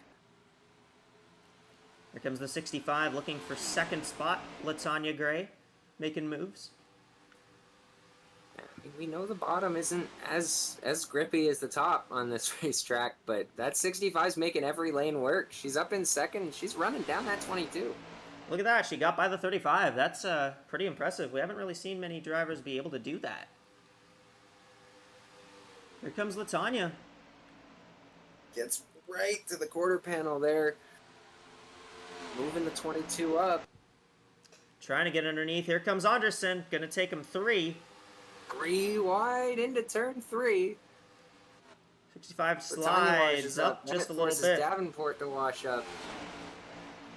Here comes Freya von Freya Lundqvist. von Lundqvist. Where did she come from? She also started back out in the provisionals. And she's moved her way up here. So, I mean, we talked about that's what I talked about. This track, the starting grid could get flipped upside down on its head. It's anybody's race, and we're not even halfway yet.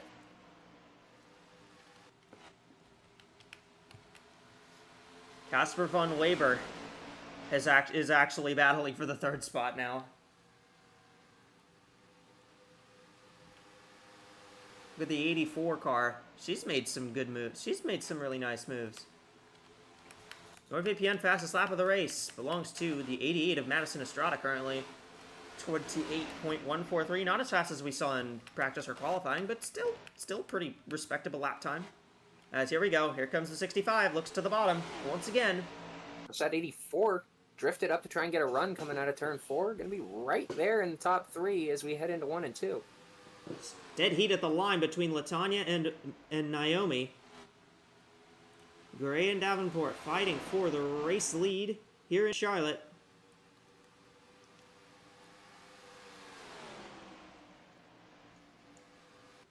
Five down low for 3rd, side-by-side double file.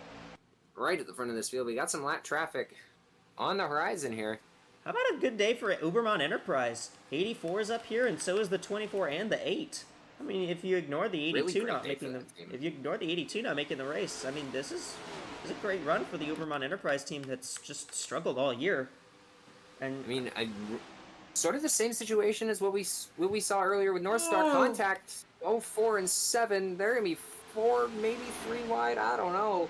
The 04, I think, down at the bottom. The 04 just tapped the quarter panel of the 7 there, almost hooked her into the outside wall. Lucky that didn't result in anything major. Turn 3, almost really been calamity corner. 2 incidents in there, 2 near incidents now. A lot of these cars just getting way too aggressive, driving it into turn 3, maybe with that extra speed down the backstretch, and it gets slowed down in time. We've seen a few cars make contact now. Catching a lap car, 93 Izzy Oberman. I guess clearly whatever damage that car has was much more than what their previous issue was. Casper von Weber has actually taken the 2nd position from Gray, and now here comes the 84 for the race lead. Talking about it before we got interrupted by that near incident in turn 3.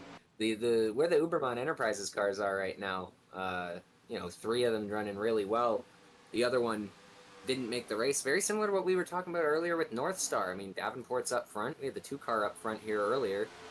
One of those cars didn't make the race. The other 3 been doing Pretty good. Yeah. pretty good today, yeah. And I mean, 51 would be in this battle as well if not for that restart violation. I mean, the other thing about, you know, Uberman Enterprise is that 82 doesn't even have a driver now, because Sandy Martel, after, you know, she failed to qualify for the race, Released from that team. they both agreed on a mutual contract termination. So there will be a new driver for the 82 next week. See if maybe that team can turn their fortunes around. We just saw a car in the wall there at the back of the line. I'm not sure who that was. I didn't catch it, so no yellow. Here comes Latanya Gray back for the race lead once again on the 22 as they're catching the 66 of Jet Brackett, who's just a bit off the pace. It's going to depend on which lane the lap car blocks, and it turns out it's going to be all of the above.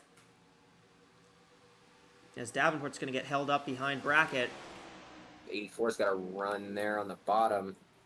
84 is going to take second. And the 22 still can't get underneath the 66 here.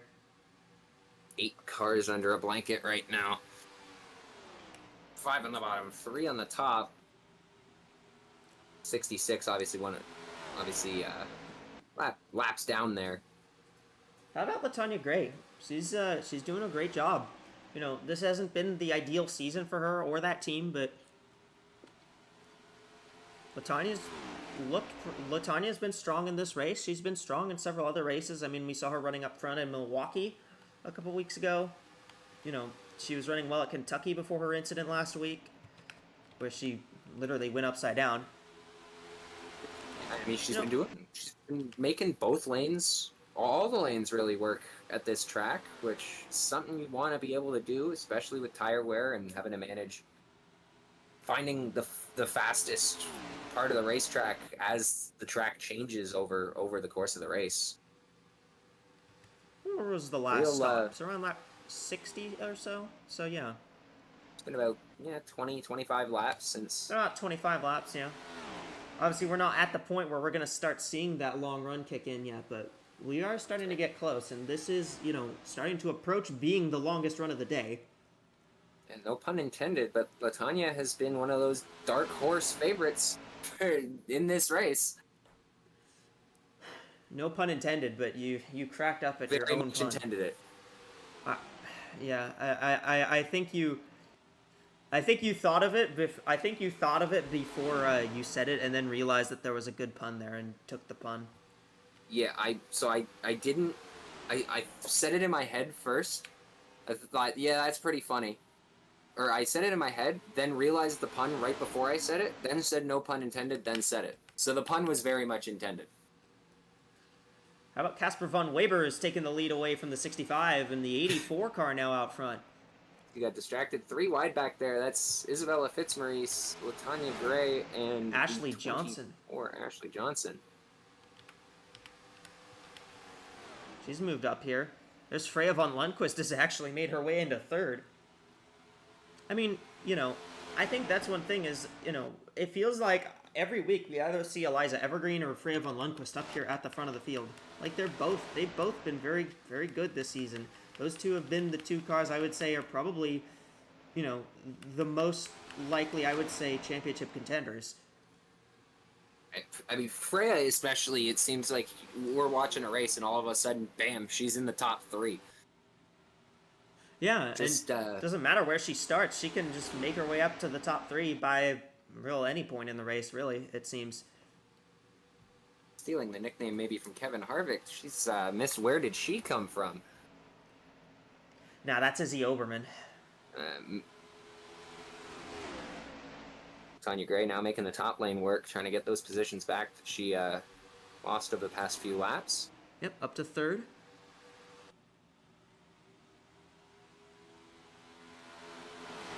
really strung out at the front of this field now. Yeah, they're starting to string out. You know, we're Top still 7 seeing broken away again. some cars back here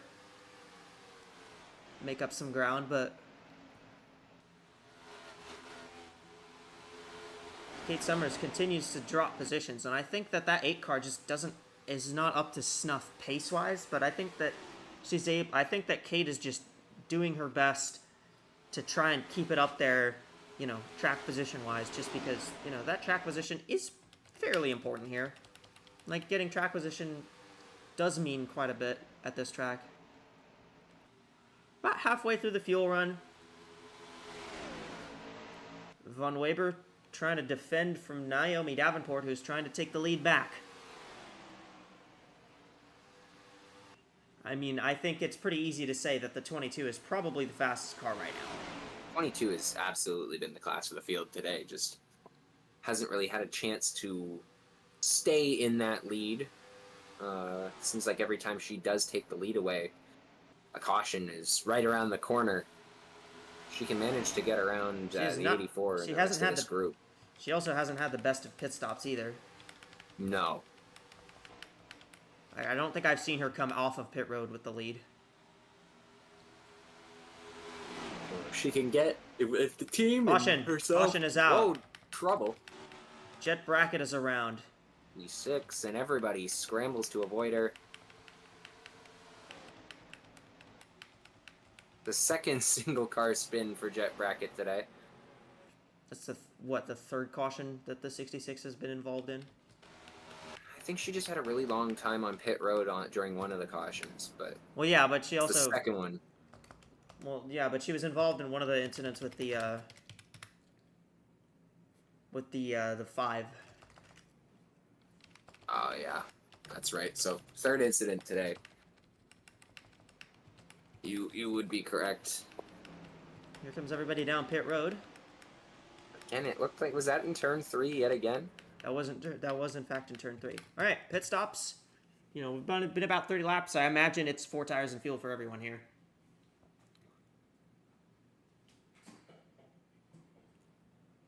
Yeah. The expected stop there, everybody. I think this is a pretty easy call for everybody to make here. Yeah, it wouldn't be very smart to run on 2 worn tires before halfway.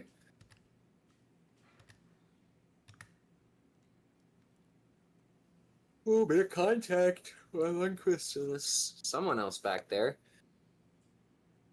Bro is eepy. Wow, the 22 really lost positions. Look at that. Look at how far back the 22 fell on her pit stop.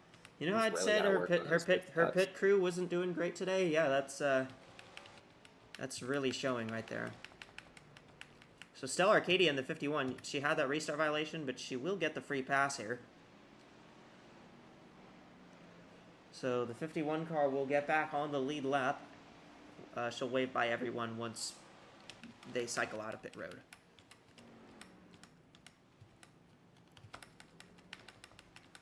And the 35! 35! Anderson. Engine failure, clearly.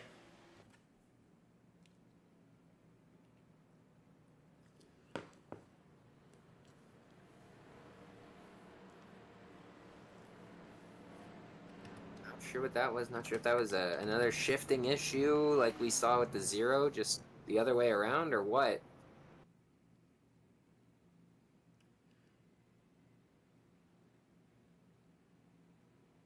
Another car with an expired engine under caution. That's 2 before halfway here. I mean, we've seen attrition be high in this series, so... Casper Von Weber is the leader still. Naomi Davenport dropped back to 6th after those pit stops. Yeah, the 35 is very clearly done. They retired with... It looks like they've retired for a piston issue. We'll see if we can get any further word on that one. Well, I'd like to point out a couple things. How about Rose Lockport up into 9th? Lockport's had some really good runs lately. I think, let me pull up the point sheet real quick, but I think Lockport is on a string of, she was on a string of 3 straight top 10s before last week, and Lockport has been continually gaining in the points pretty much every week. In the top 10 again. I mean, things change a lot here in AWSCO, but when we see drivers get into a rhythm, they really get into a rhythm. Yeah, absolutely. I mean, we've seen Kate Summers have that lately, where eighth. She had an 8th place in. She had an 8th place at Hillside, and then finished 3rd the last 2 weeks in Milwaukee and Kentucky. Battled for the win at Kentucky. Had a car that could battle for the win at Kentucky, and I think she had a car that could battle for the win in Milwaukee as well. Just kind of got shuffled back. I mean, if there's any time to get into a groove, it's at this halfway point in the season. Consistency's going to be rewarded heading towards the playoffs, so long as we still have spots that can be taken up by drivers with points. Ellie, what's up on the 35?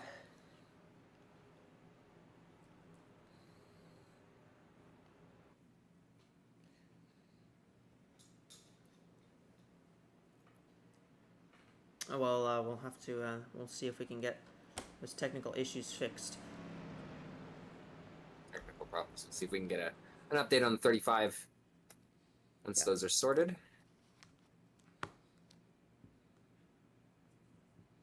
Seems the mechanical attrition is not just for the drivers on the racetrack, but everybody here at Charlotte. We get ready to go green yet again. I think that was caution 5 or 6 today. I think it was one of those two. All right. Oh, So I'm back, and what I have for you is that her fuel mixture ignited prematurely and ended up damaging her piston, and they're not sure if they're going to be able to get her back on the track. Well, that's a very interesting problem to have, but it's tough for that team. All right, green flag, back out here in Charlotte, and we're just 3 laps from halfway. So it's race looking to the inside of the 65. We've seen that inside work on the restarts, especially when the top lane has no help. She is going to get clear. 84 had a really good restart already out front. With all the incidents we've had today, I'm very scared to throw it to the mid-race studio because I feel like it is absolutely guaranteed we get another caution. Someone who is a frequent member of that mid-race report, I am equally as concerned as you are to throw it to halfway. It always happens with the Especially at mid-race this report. track. Whoa, Summers is around and in the inside wall. In the inside wall. Locks the brakes up to keep it from washing back onto the racetrack. Caution out? Caution is out. Caution is out. Well, that's not a good sign.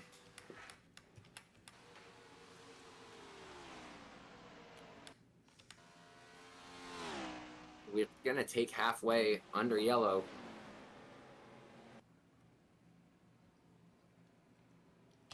And how do you feel about those halfway concerns, Echo? They didn't even wait. No, they didn't.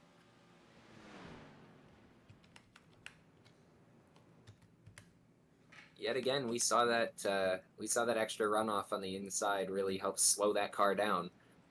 She was on the brakes right away, scrubbed off a little bit of extra speed, still hit the inside wall pretty decently, but not enough to kill the car. Looks like pretty much everybody's staying out here. It looks like one car's coming to pit road. That's Takamoto Aya in the 93. I mean, I imagine the 8 car will also pit here. Yeah, no surprise there. 93 of Izzy Oberman should be the free pass car. Okay, well, she's just decided that the 66 around. She's just decided that she needs to spin the 66.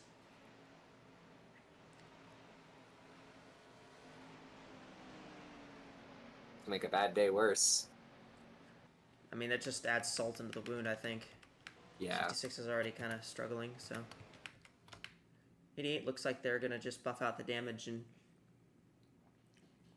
send her back out.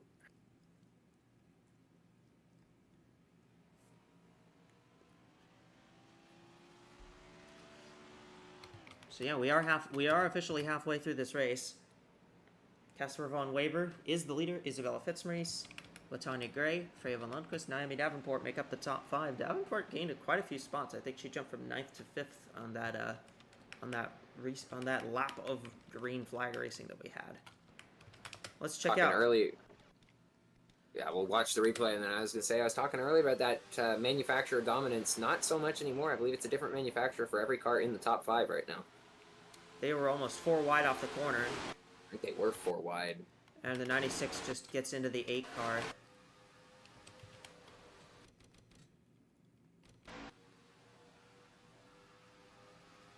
Not a direct hit to the engine, so...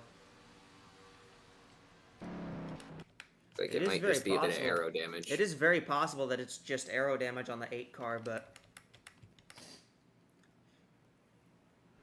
Yeah, I mean, prior to this race happening, Charlotte Motor Speedway did experiment with a few different options for safety. They ran a few crash tests here with that expanded runoff area on the backstretch. Tires were tested, but they just sort of grabbed the car a little too much for the Speedway's liking. Ended up sticking with the safer barrier just a bit further down, and it's worked so far.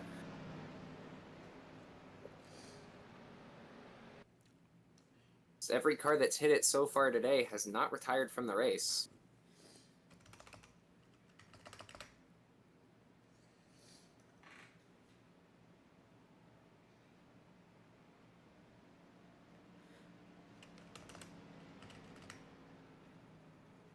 No retirements from accidents yet in this one, which I'm very Surprising. surprised. Because we've had almost six or seven caution flags in this race. 2 engine failures and that wheel hub issue. Yeah. Luxakuma with the wheel hub issue that sent her back into the garage.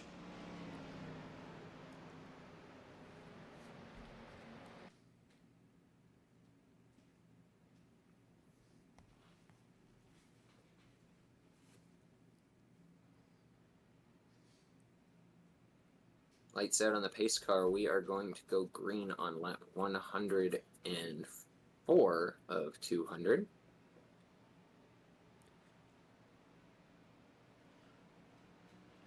Very Just interesting. past- Very interesting top 10. You know, we're just past halfway, and we'll probably send it to the studio as soon as we can go 2 laps. As soon as we can go 2 laps under the green flag without wrecking. Or you could just send it to the studio under the next caution. I don't know.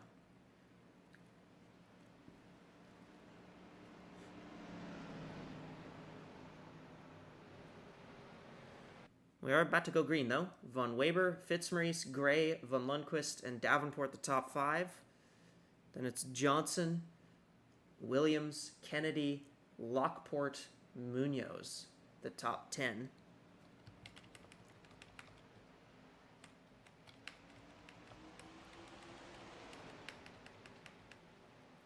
Very interesting running order so far. Yeah, a lot of shakeups happening. Cars that were, 38 started up front, ended up drifting sort of the mid-pack and now back up front. A lot of position changes today, a lot of lead changes, and a lot of cautions. And we're only halfway, so things could very much heat up in the second half of this race. Cars come into the restart zone. We'll see how this second half plays out. Green flag is in the air. Here we go, green flag, and the 38 with a great jump on the start. Look at that. Look at how close the 38 got to the 84 there. Here comes Von Lundquist looking underneath Gray. I think she was going to try the inside like she did on the last restart. 84 read it perfectly. Gonna hold on to the lead here. For now, but here comes the 38 to the inside. Look at Freya von Lundquist. I think she had a run, checked up a little bit. They're 3 wide there for, I think, P4. Back to 2x2, side by side for the lead. Keep in mind, Isabella Fitzmaurice, started on the pole, but she hasn't led a lap today. She has not gotten that point. Still a dead heat. See, Here maybe comes where the 22 Davenport. goes. Davenport looked to the inside, maybe thought about 3 wide, but couldn't get it to stick. P4 up top, see if she can get a run off of turn 4 here. Well, Side by side down the front straightaway, and good news. Fitzmaurice is finally going to lead a lap. It took her 106 laps, but she managed to get that lap lead bonus point, so that's 2 bonus points she's accrued today. Well, I guess she accrued one of them yesterday. Von Weber, though, fighting back on the inside. Fitzmary's going to use that resin at the top, though.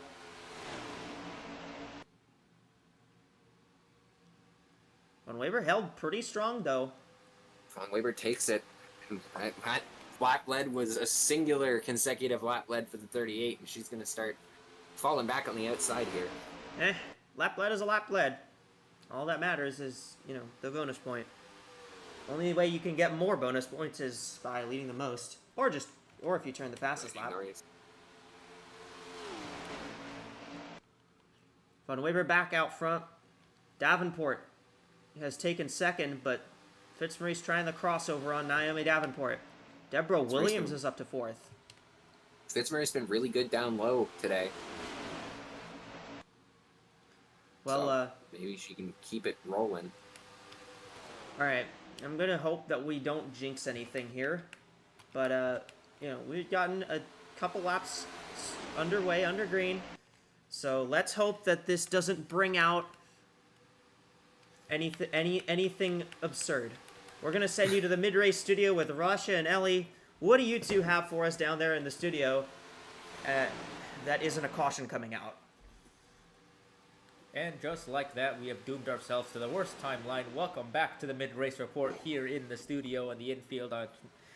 I'm Russia, and I'm joined once again here with Ellie in the studio. We're both been watching the race really closely. It's been a very intense affair, I would say. Cars have been trading positions up and down the lanes basically the entire race, and we've seen that aggression go perhaps a little bit too far at points. We've seen quite a few smaller incidents.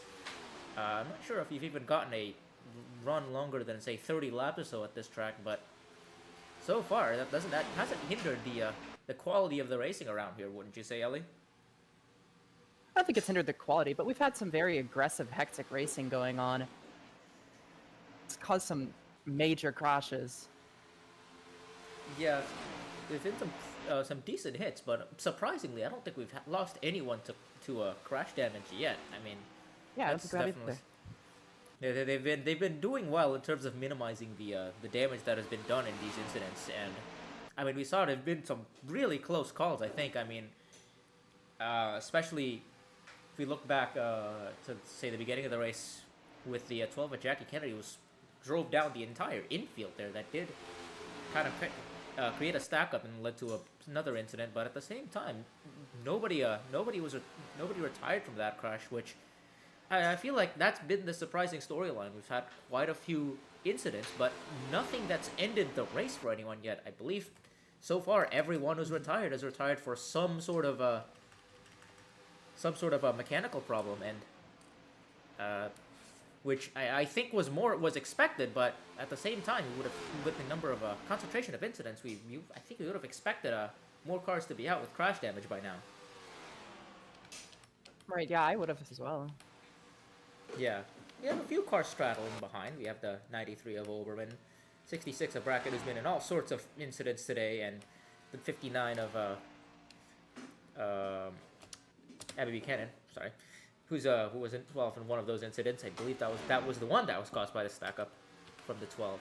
But at the same time, really, all of these cars are still running, and you even have cars like Lulu Connie, who was involved in an early incident, who's running with the pack and just kind of may not be at 100% pace, but at the same time, that car still looks relatively decent and is able to at least keep up with everyone, I would say. Yeah. But yeah, at the front, things have been really intense. That 22 car definitely looks very fast. It's still looking like the class of the field, so not much has changed from Kentucky in that regard. But at the same time, you see a lot of cars making challenges for the lead, and I think there's no shortage of contenders for this race, I don't think.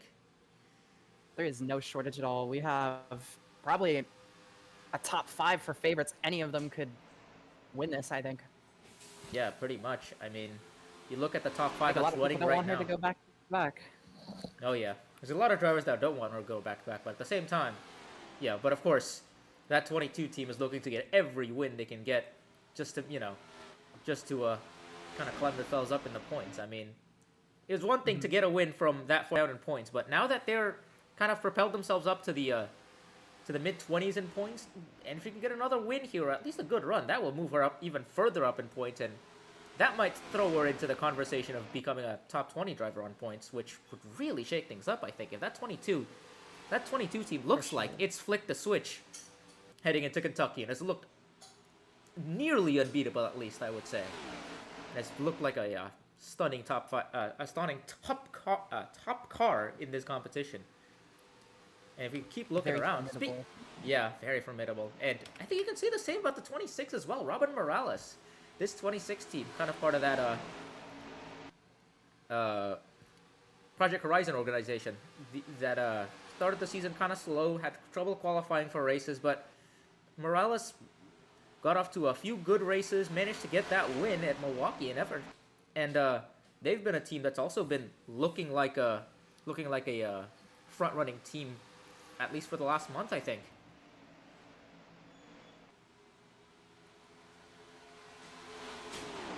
I'm taking a look now at, say, the rest of the top 10. Oh, as we see an incident, there's the incident, there it is. Cars getting collected. Oh, there's still more cars. It's a huge one. Oh my god. Oh, it's a big one. It's all over there. They keep going. It's all over the backstretch, and cars just keep piling in. And there goes the 40 upside down, and there, and there goes about a third of the field. And what might be the least surprising big one I've seen yet, I think. I feel like that incident might have been that was one that we could have that was coming for quite a few laps. I think they've been racing on the edge for quite some time now, and we've gotten away with some close shaves, but I feel like that's one that they just didn't get away with. They could not. That was outrageous. Yeah, with that, we're back under caution here on lap 120. Leaders all coming in. We'll see if anybody stays out here. We didn't get too many laps out, only about 15 or so, and we'll just have to see what happens. As you see the smoking 51 of Stella Arcadia, that's another one of those cars that was involved in that backstretch melee back there. As we see this, I think it'd be useful to get a replay of what happened on the backstretch, because we just caught an eye of it, but there's so many things going on back there that I struggled to see. I struggled to get any idea of what really happened. Yeah, that was hectic. I mean, I guess incident. We've been talking a lot about incidents, and we've gotten one big one out of the way, as we see the 84 of Casper von Weber winning the race off pit road, so retaining that lead as he Fitzmaurice doing good work. A bit better out of Davenport this time, I think, retaining position at least. And coming out of pit lane in that top 5. Hopefully the TV directors can get us a replay of that. In the meantime, I guess we'll talk about strategy and tire strategy and seeing... Ellie, what do you think about the tire strategy so far as we see a replay of what's happening here? We've seen cars take 2 tires, bits and pieces here over the short run. I guess we'll talk about the caution now. Alright, there's what happened. I see. I think it was the 4 and the 96 that washed up onto the backstretch there. And all of these cars are all trying to dodge what happened. The 40 doesn't get a... Wow. Yeah, the 40 doesn't get a clean run out of that. Hits the 44 and the 88. And the 51 actually piles to the 88 as well. Lots of cars involved in that. Well, that was a big one.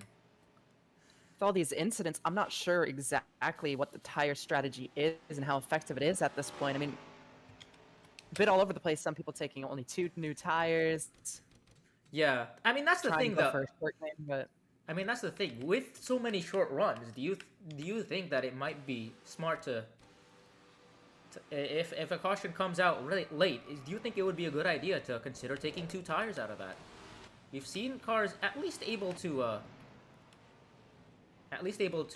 hold their own on 2 tires, I think. And I think if you do get a flurry of cautions late into the race, is that something you consider? You consider maybe taking 2 tires if cars come in and intending to take 4. Maybe you stay out altogether and just try to tough it out on some older tires. Track position does seem to play a decent role in this track, so we'll see. It seems that way.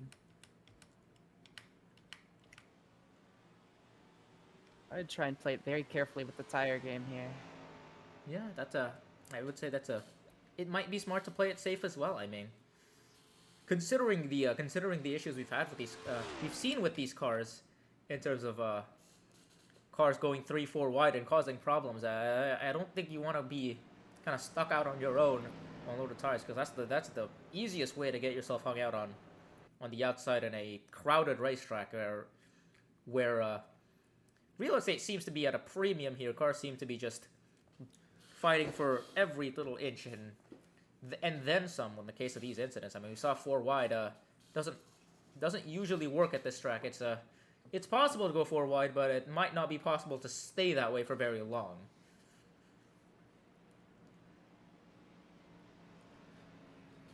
Well, we will get a restart, I think, in 1 lap time here.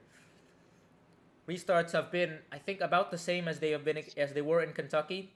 Obviously, a very intense and hectic affair. Cars moving up and down the racetrack, looking to find room. How would you assess the performance of the drivers so far on these restarts? We've seen quite a lot of movement out here, and like to know, who do you rate so far in these on these restarts I've been seeing more and more of in the race so far?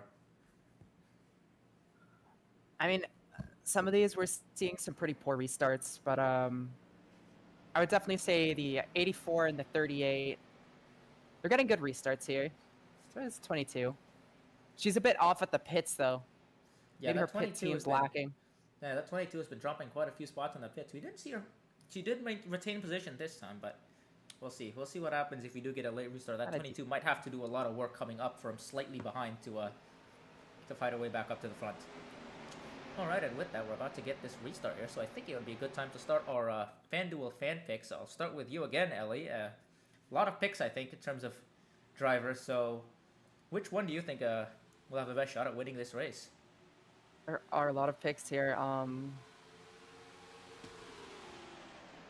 84 is kind of looking like it tonight. So is 22, though, and so is 38.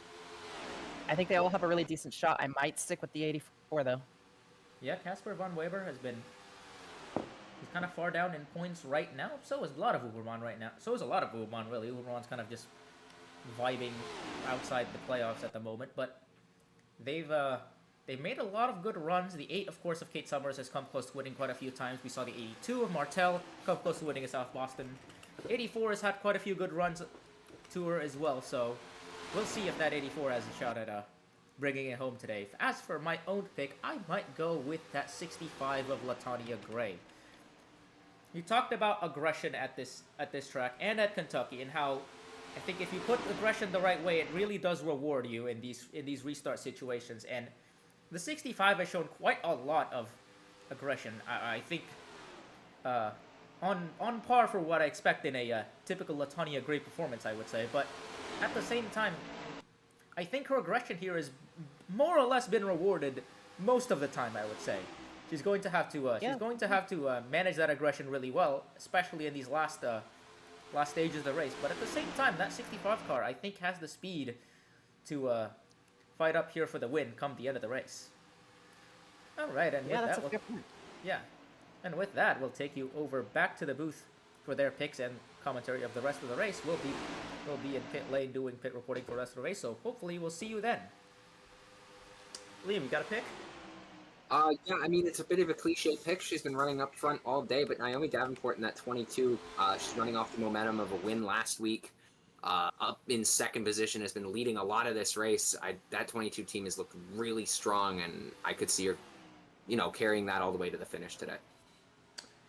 I'll take the driver that just got to the lead, Deborah Williams in the 55. She's been up there pretty much the whole race. Hasn't really made a lot of noise, but she just took the lead under the FanDuel Fan Picks segment here.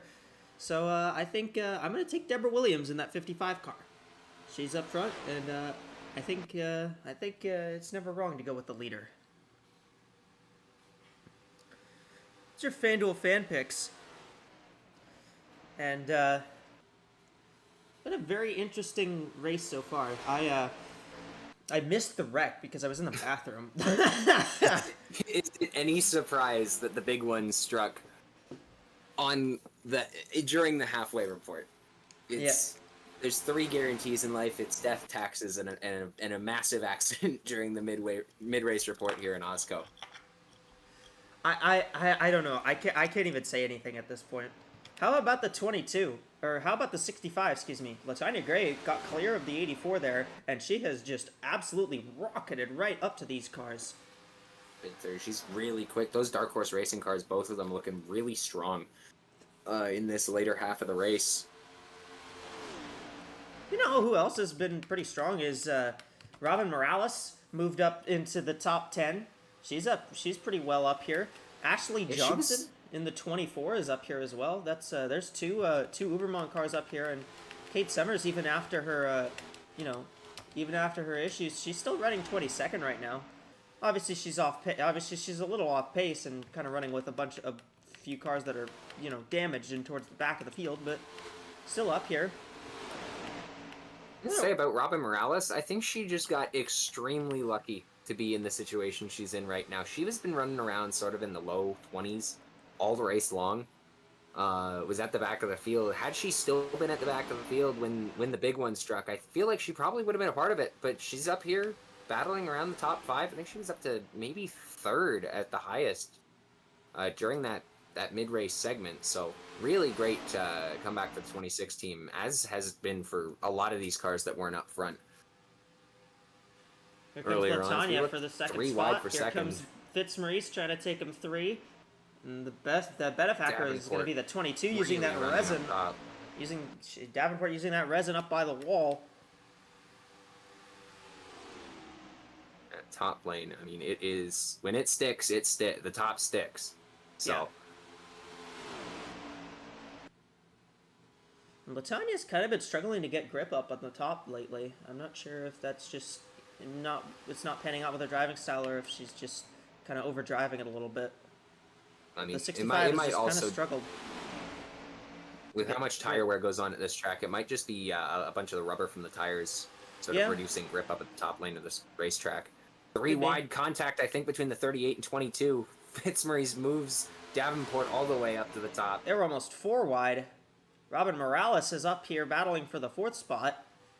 You got a second. You got our 2 most recent winners in the top 4, and that's of course Davenport and Morales. The only driver of the top 4 right now that doesn't have a win is actually that 55 of Deborah Williams.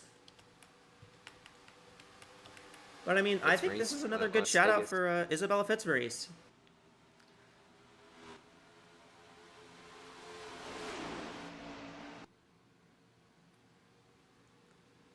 And I mean, outside of the 66, who has had less than stellar day today, that prediction I made about those cars who have already won at the mile and a half has sort of rang true. 22 and 38 have been running up front majority of this race.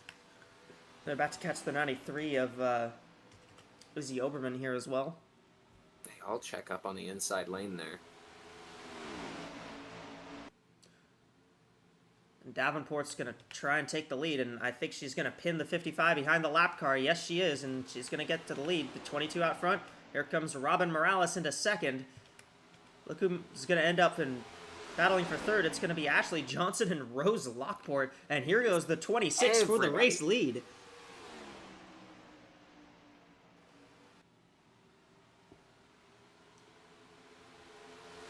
So they're almost 4 wide back there, trying to get around the lap car.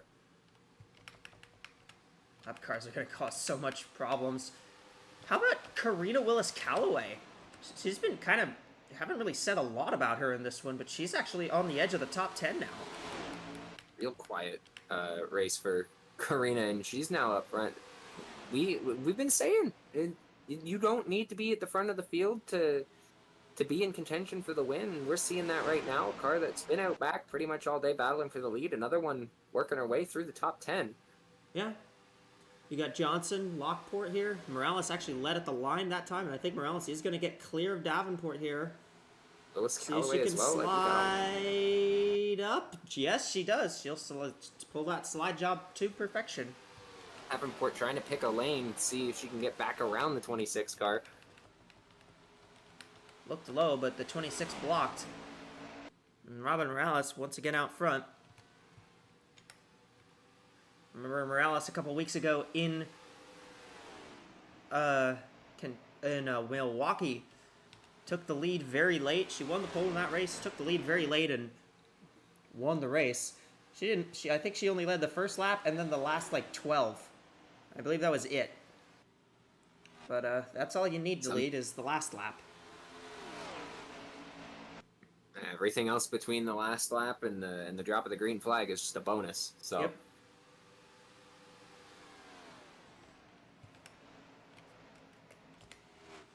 Johnson, Lockport, there's the fight for 5th. That's Reina Munoz and Isabella Fitzmaurice. How about Isabella Fitzmaurice having, this is her first good run in a decent while. I mean, First good run since Las Vegas. Yeah, she's needed this. Starting on pole I think definitely helps, but she seems to have a knack for these mile-and-a-half tracks, so outside of a less than stellar finish at Texas and I guess Kentucky as well, but when she can get up front, she manages to hold on up there. She's pretty good pace-wise, so. Morales and Davenport both going to try to aim for the top on the lap car here. Maybe the bottom. There's that crossover we were talking about. A different kind of crossover, but top to bottom through the quad oval to get around Jet Bracket.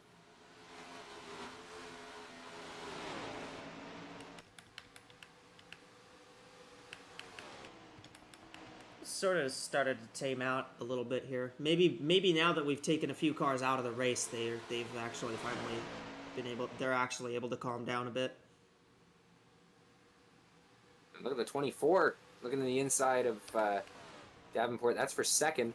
Second spot. Ashley Johnson trying to take that away. It's going to let Morales pull away a little more. Fitzmaurice got really close to that 66 car coming out of turn 2. Yeah. There's a fight for 10th right there. Willis Calloway alongside Moriyama. Tanya Gray really got held up by the lap car so bad she's dropped back to 15th now. And for a car that I thought was up that I thought would be up front for a good while, she's really got some work to do if she wants to get back to the front.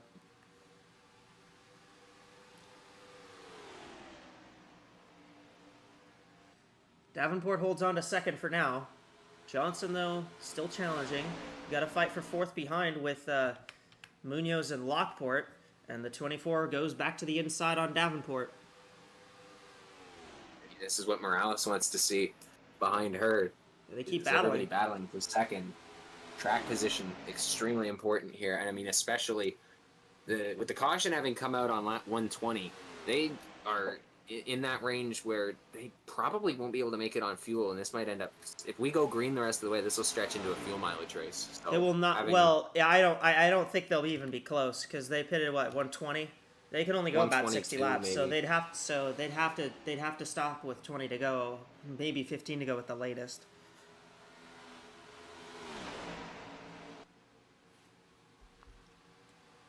I guess with tires as well playing a factor, they might not be able to make it that full 75. Or was it 75? No, you said 65. I'm thinking it's 65. At the start of the race when we had the caution on lap 10. That's my bad. Nah, you're good. Willis Calloway's moved up to a 9th now past Casper von Weber. We have heard that LaTanya Gray's radio transmission is entirely Morse code. I think it's exactly Morse code, but if we tried to play it on the broadcast, it might be. It might spell out some words that aren't supposed to be on the broadcast. Something a little less than savory. FCC wouldn't be too happy with us.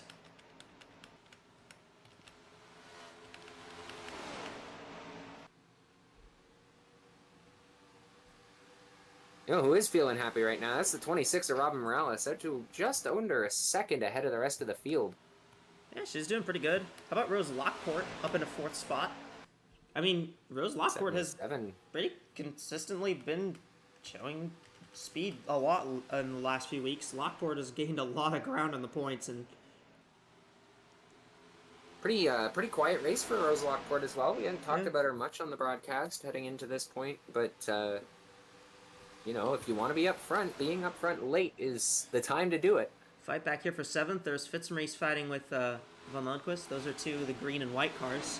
So these 2 cars, they get a little confusing sometimes, I guess. Well, I guess one of them is easier to tell because one of them's a Chevy. One of them's green on the front, the other one's white on the front. But Reno Willis Callaway's also drifting behind these 2. Just kind of sitting behind them for now. lurking. Lurking, yeah. Pretty apt. Davenport wants 2nd back, though. But these 2 keep battling. Morales is just going to pull away again.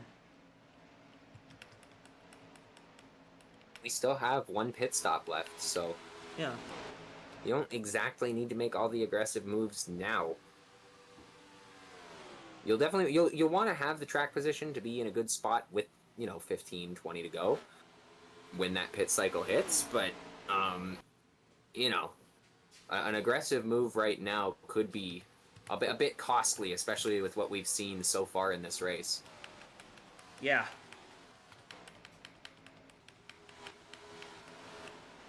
We might finally get that long run we were hoping for. I believe this is getting pretty close to being the longest green flag run of the day.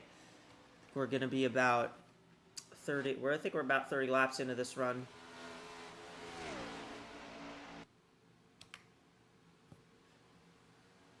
The racing has been very good. It's been very fun to watch.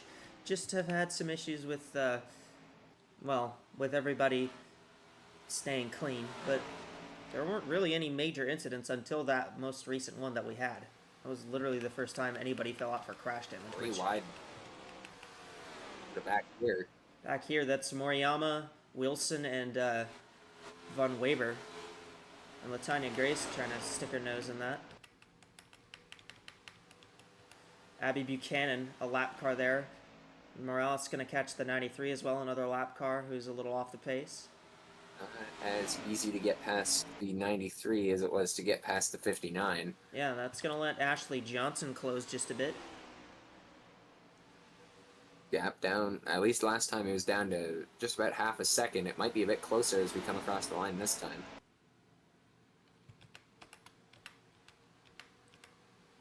Davenport in 0.3. 3rd. Yeah, 0.3 that time. So yes, the gap did in fact get closer. They're 4 wide here. Wow, that is Somehow they keep it clean. fairly risky. I'd say. I mean, we saw how 4 wide worked off of turn 2 earlier during that mid-race break. Definitely It don't didn't want to work. see a repeat of that. It did not work at all. Fortunately, we weren't in the middle of the mid-race break when that happened, so they managed to keep it clean. Yeah. I can only imagine how tomorrow's mid-race report will be. Well, I guess Thursday's actually. Yeah, I mean, comparing it to what we've seen today depends on if we have cars to make it to the mid-race report. Seems like all the incidents actually happened in the first half of the race as opposed to the expected chaos in the second half. I mean, there was a lot of single car incidents that didn't involve much damage in the first half. Just we had the chaotic wreck that took out a bunch of cars in the second half. So we're also getting a pretty long run right now, though. I mean, we've seen as well in the Cup races, it doesn't exactly go the exact same way Continental does. Just ask the fans at South Boston. Yeah. We've got a completely different show compared to what they saw in the Continental race. Yep. Rena Munoz battling with Rose Lockport. The 7 car was looking to try and get past the 77. Maybe try and find a slot to get through.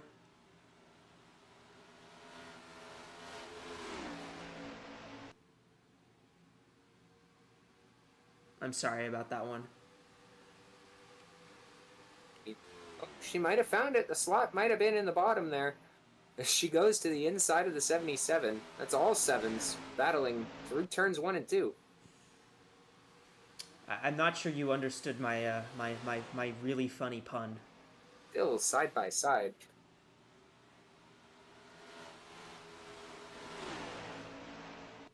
I mean, I guess it's fair enough. You made an awful pun earlier, so.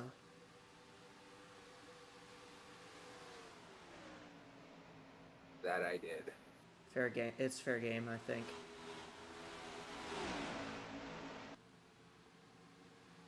Still fighting for that 4th position. These two have been fighting for 4th for a good while.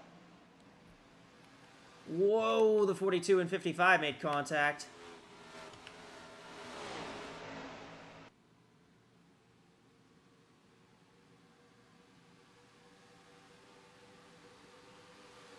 Really tight between those two, but they managed to hang on to it. Robin Morales still out front. Ashley Johnson is closing pretty consistently every lap, though. That 24 is not playing around. The colors of cars seem to have come in pairs today. We've got the blue and white cars up front. We saw the green cars up front earlier. The yellow and black cars have been sort of hovering around each other all day long. The 99 and 60. There's the green cars. There's the red ones all together. The red and white cars. Well, just red, I guess.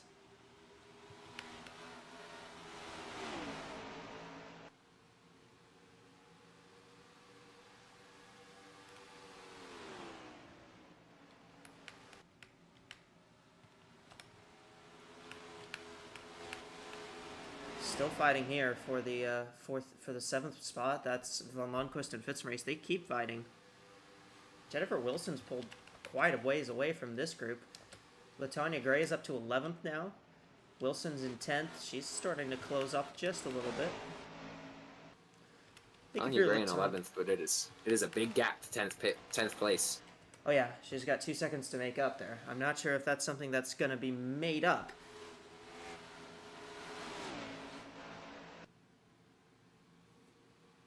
The sunlight through the grandstands just got me. I was about to say that she'd need a caution to make that up, and then that sunlight you were talking about earlier, I was like, oh, the light's on. No, it's not. We're still green here at Charlotte Motor Speedway. Still green, and we've gone green for about 40 laps now, so.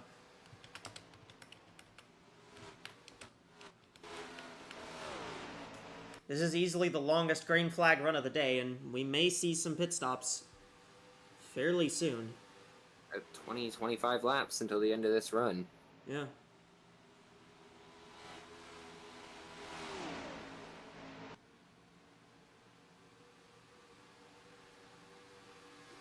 Probably around 180 to 190 is when we'll see them make their final stop, and it may come under green. It may be a money stop under green flag conditions here from Charlotte.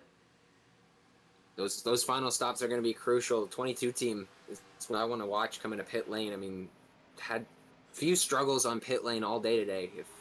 If that team's going to lock in and make a good pit stop, they've got to do it on this next stop. Lap 167 here in Charlotte.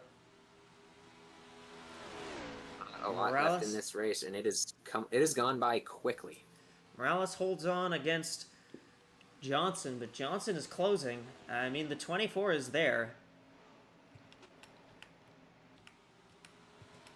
Battle for the 5th spot. That's Munoz trying to hold off Deborah Williams on the outside line. 3, actually, numbers are in descending order by 2. 26, 24, 22. Yeah. Interesting little pattern there, looking at the scoreboard. Another lap car approaching, I think that's the 66. That is Jet Brackett, yep. This could be Johnson's chance if she's gonna gain on Morales. This could be where she does it. 7 car way up the track, still fighting off the 55 right now. So it depends on how those lap cars cooperate. We saw going by the 59, it was really easy, and then going by the 93, not so much. So we'll see how helpful of a lap car that 66 is when we get to her.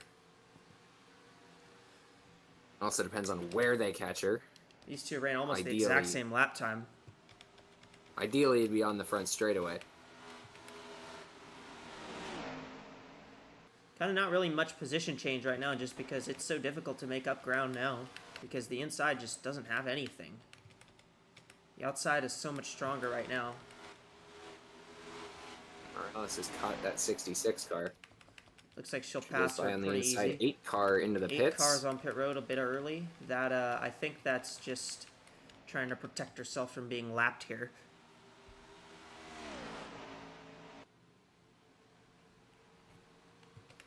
Reina Munoz trying to take 4th from Lockport.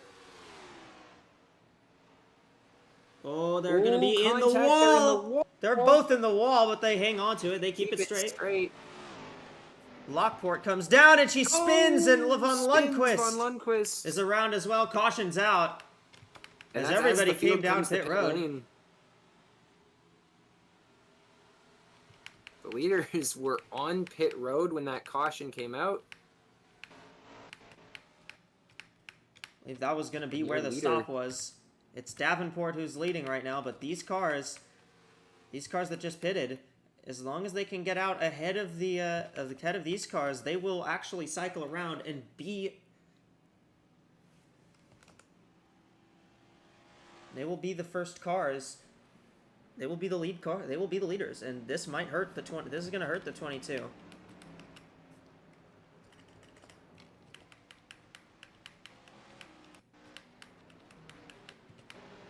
Pit lane, Robin Morales. Morales leads these cars off. Johnson. Willis Calloway is going to get up to 3rd. I think Edelstein might be 4th. Davis. Lockport.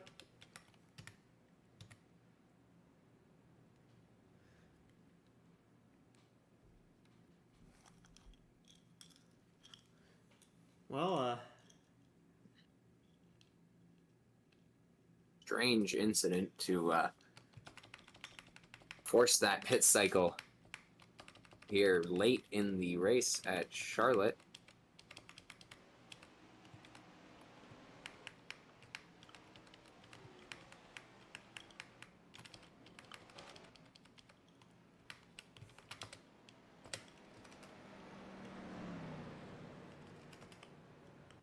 I believe at the time of the caution, the 59 of Abby Buchanan was the first car a lap down, so the 59 will get the in more trouble. Whoa, the 42 just spun. For Von Lundquist. Got turned around by the 2 car. 2 car came a little bit too hot out of pit lane. The 59 of Abby Buchanan will be the official free pass car. Where the 8 stands right now, I believe Kate Summers will get the lap car in between the top 10 wave around.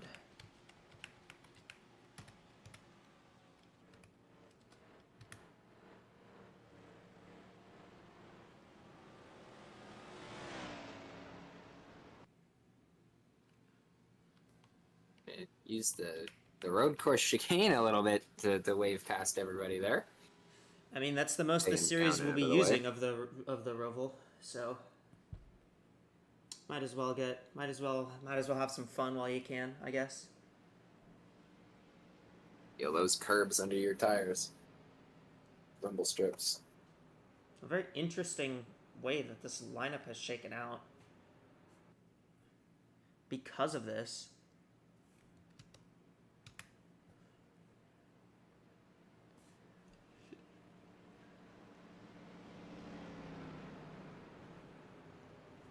Morales is still the leader, but you know what I'm curious about is, Morales is going to have about a lap older tires than everybody else.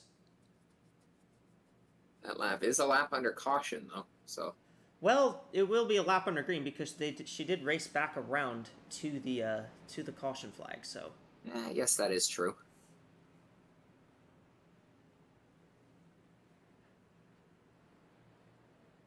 Well, the restart order will be up in a bit. The 2 of Ramos came down pit road a second time, probably because of that contact with the 42. Well, let's go back and see what occurred to bring out this caution flag.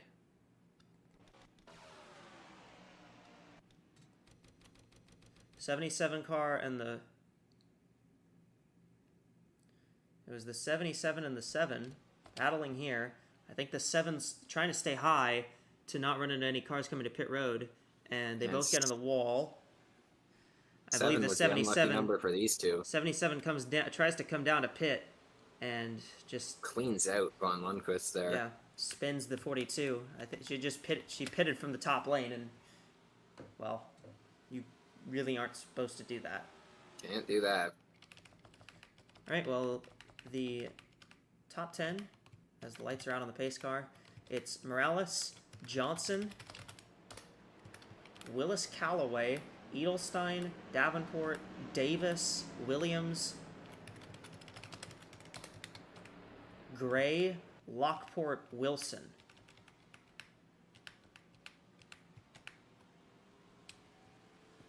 So how about Karina Willis-Callaway gaining a lot of spots in that because she pitted and she got extremely lucky. She's up to 3rd now because of that. Really lucky pit stop there. If they'd have pitted literally 30 seconds later, be a totally different story. She probably would have been right where she was, and maybe even a little further back, but because of when that 99 comes down pit road and the fact that she was able to beat everybody out, the fact that she was able to beat everybody to the pit exit, she stays on lead lap, and she actually stays. She is actually going to move up to 3rd behind the 26 and the 24. Be 25 to go here. Green flag back in the air. Green flag. 25 laps remain from Charlotte. Oh, plenty of time for things to change here. We've had multiple runs shorter than 25 laps, so this thing is far from over. Far from over. Good restart for Morales. That's going to allow the 24 to build up a run. Morales had a solid restart. Here comes Davenport up into 4th. She's gotten by Edelstein.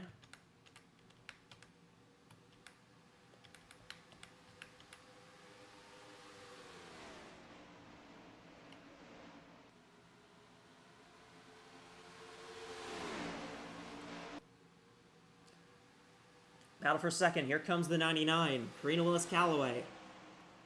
Saw Karina off at turn 2, really try and scoop the side draft off the 24 down the back straightaway. Just Here couldn't get it comes to stick. Davenport. Here comes the 22. 99 just did not have the grip.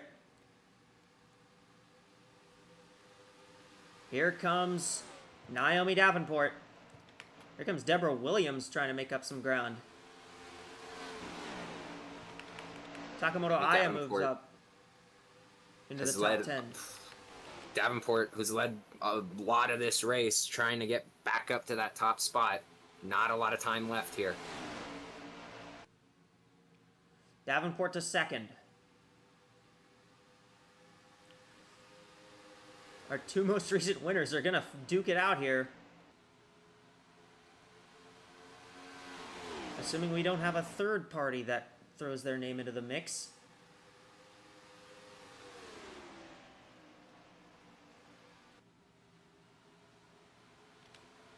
I mean, this final run has been almost all Robin Morales. That 26 car has been... Top 3 was the same top 3 we had before that pit cycle occurred. It's in a slightly different order. Maybe it's fitting that we're watching a Canadian's team leading. You know, that's your team, Liam. Yeah, followed by a Canadian in the 22 car. Yeah.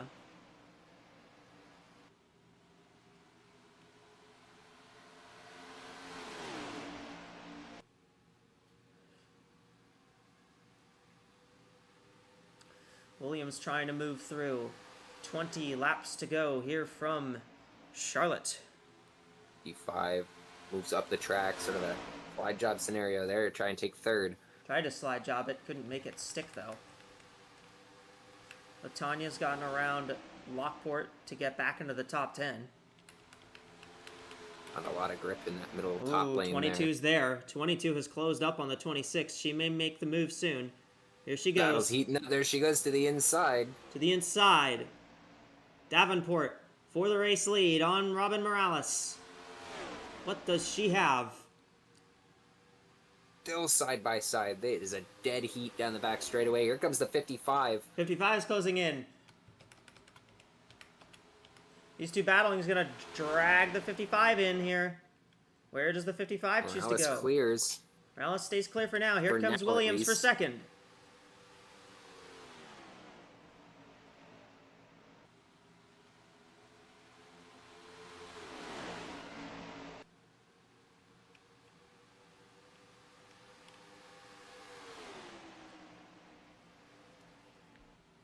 .24. 24 is Johnson closing in here. that Pepsi car. Still fighting for second. Davenport's not giving it up, and Morales loves seeing that. Yeah, again, this is what you want to see if you're Robin Morales, is everybody battling for second behind you. We saw that at the start of the previous run when she took the lead over, and as we get down to the final minutes of this race, Williams finally 55 clear. finally clears. Williams Pair is of clear. Fords now up front. Morales tries the low lane. That's going to allow the 55 to get a run up top. 16 to go. 16 laps to go. Robin Morales gonna try and hang on for this one, but how long can she do it? 55 Here is- comes Williams. She tried the move in turn 3. Looks Morales is gonna close the door though. Gonna take the line away. 55 is really fast on that inside. She didn't lose a lick of speed. She is still knocking on that door like a salesman who does not give up. Davenport gets underneath though. That door's gonna have to be left alone for now.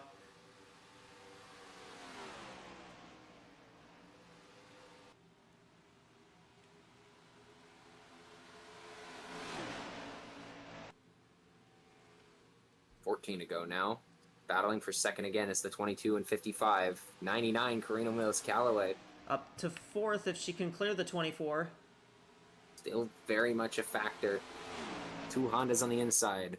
She can clear the 24, but she may try and go for third. Single file temporarily. That's not going to last very long. Morales goes up high. Williams trying to make the low lane work.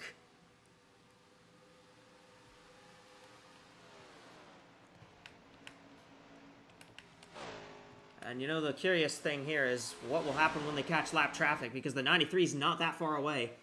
And the 93 has been one of the less courteous lap cars all day today, so this could shake things up big time as we get towards 10 laps to go. Fight for third. 12 to go this time. Here by. comes Karina on Davenport.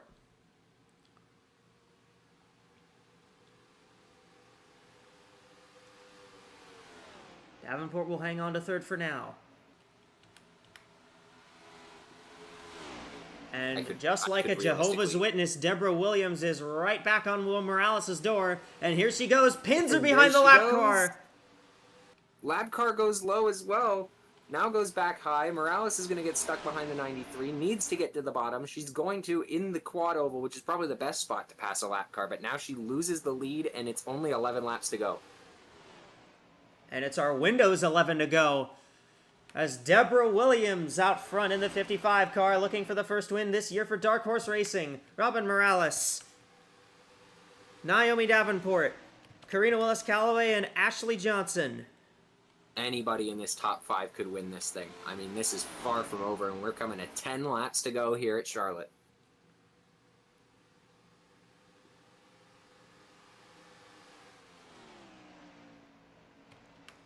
Morales is not going away. Neither is... Oh, Davenport and Morales They made contact. That might let Karina close in here. We were talking about the door. Davenport just tried to kick it down. Davenport tried to bust that door open like an ice raid. Okay.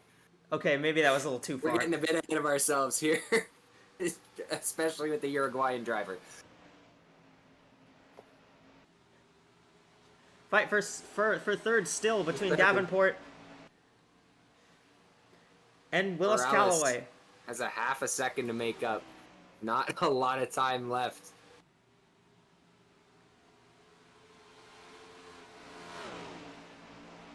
Morales has been strong from the lead. We'll see how strong she is from second late in this race.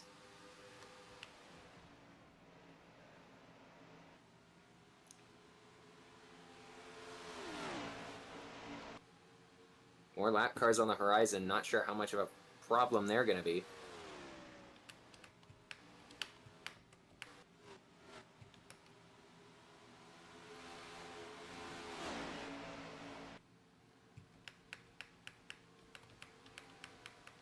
The gap between second and third, about half a second. That contact between Davenport and Morales really really split things up here. Yeah, but Morales is closing back in. It's not over. This thing's far from over. Come through 3 and 4. It's gonna be I 6 think laps to go this time by. They may catch even more lap traffic because the 2 is close, the 66 is pretty close. Here comes the 26 looking to the inside once again. The inside, you don't want to be side by side when coming up to the lap car. So this is going to be really interesting if they're still in a dead heat heading into turn 3 here. And they will be. Morales It's going to doesn't depend have on any what help line behind gets her. taken. 55 moves up high, tries to get the run. She's going to get the momentum off, but those two side by side has just dragged the 22 and 99 back in as Williams is going to have to get by the lap car very quick here. She will do it. Morales got checked up a little bit by the lap car. That's going to allow Davenport to get right up on her back bumper. 5 laps to go here at Charlotte Motor Speedway. 66 now.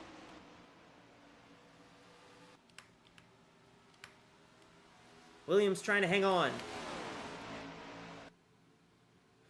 Oh, 66 gets in the way. Just for a split second, but that might be all they need. All Williams needs.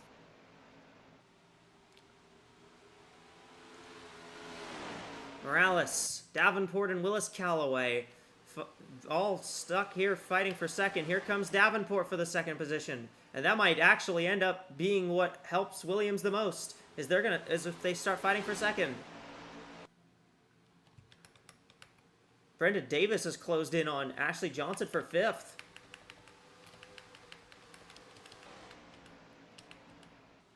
Morales trying to use the real way high up line. top, trying to get the run. Trying to stay clear in second here. I think she might have it. Yeah, Davenport's going to have to get back in line. That's going to allow Willis Callaway to try for third. Here comes the 99. Trying to pull her bit of momentum off. Williams just enough time to hang on to this thing as we come to 2 laps to go. 2 to go. Morales is going to need a miracle run to take the win here. Willis Callaway got a great pull through 1 and 2. She's going to take third.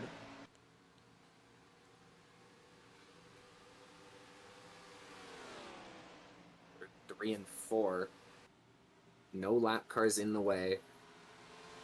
At least none that I can see. White flag is out. 1 lap to go. Does Deborah Williams have enough to hang on? By half a second. It's a really solid cushion. She just needs to make no mistakes here. Fighting for third. Davenport's trying to take it back from Willis Callaway. Just don't think Morales is going to have enough. It's Deborah Williams through 3 and 4. Deborah Williams, the Michigan driver, will take her first win of the season.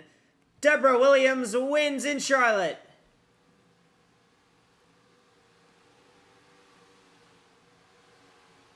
Morales, Willis Callaway, Davenport, Johnson, Davis, Edelstein, Aya, Wilson, and Ile will round out the top 10.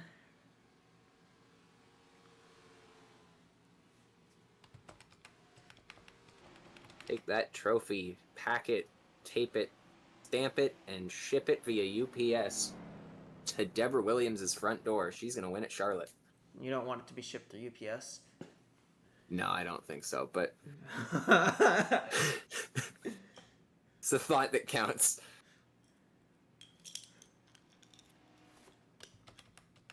Really great race here at Charlotte. Bodes well for Dark Horse Racing if that car is that competitive this weekend. Deborah Williams able to take the victory.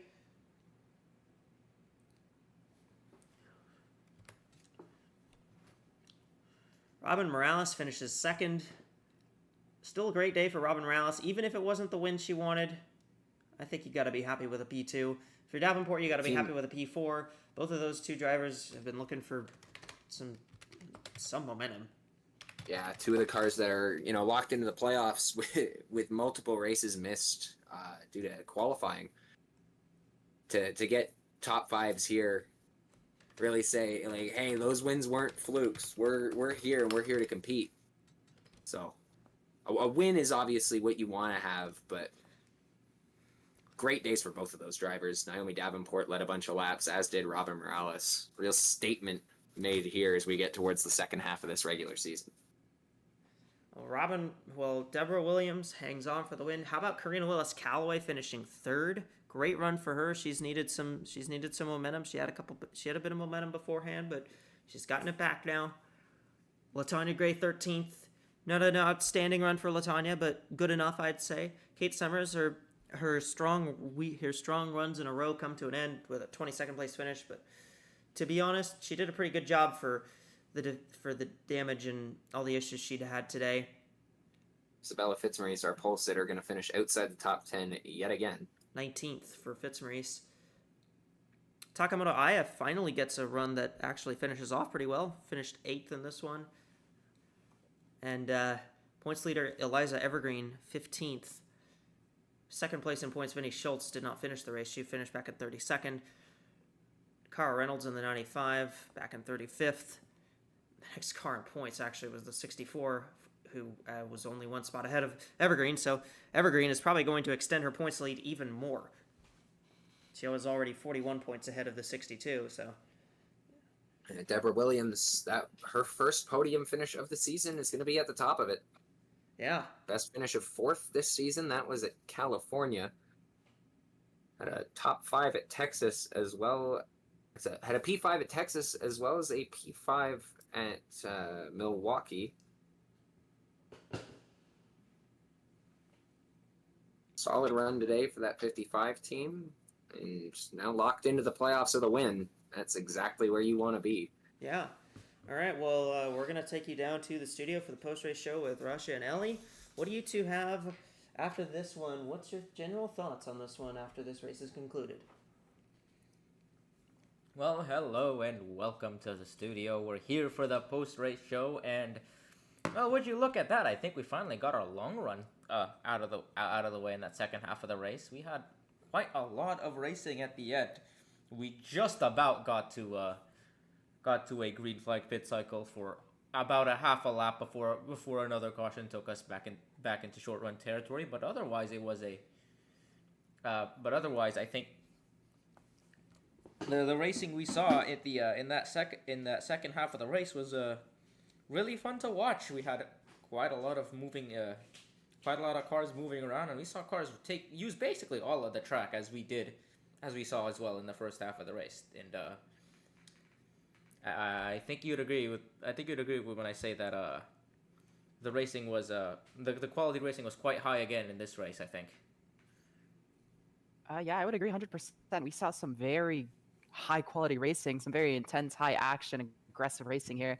I mean, huge switch ups from what we saw earlier. I mean, a total top 10 switch up for the most part. Yeah. Kate Summers wasn't there anymore. Yeah, cars. Tanya Gray. Yeah, cars kind of consistently moving up and down the racetrack, I will say. I mean, if you look at the results here, the top 5 that finished the race, only one of them started in the top 10, and that was the 24 of Ashley Johnson, who started 7th. But otherwise, the other 4 cars in that top 5 started outside the top 10. Highest starting car out of the other cars was Karina Willis-Callaway, starting in 19th, and of course Deborah Williams, I think, came from 36th to win. So that's exactly the kind of how should I say this? I think that this kind of shows that a good long run car and a good race pace car can do you a real world of good at these kinds of tracks. We'll see how this translates, to the rest of the schedule. But for these 1.5 mile tracks, I think having a good race pace is really going to do a world of good, and we saw it right here with a lot of cars coming from the midfield and out back to nab some really good finishes along the way. Yeah, 100%. These long run tracks, you really need to be playing the long game. Tracks like these, they're hectic and crazy for a good bit. Then Oh.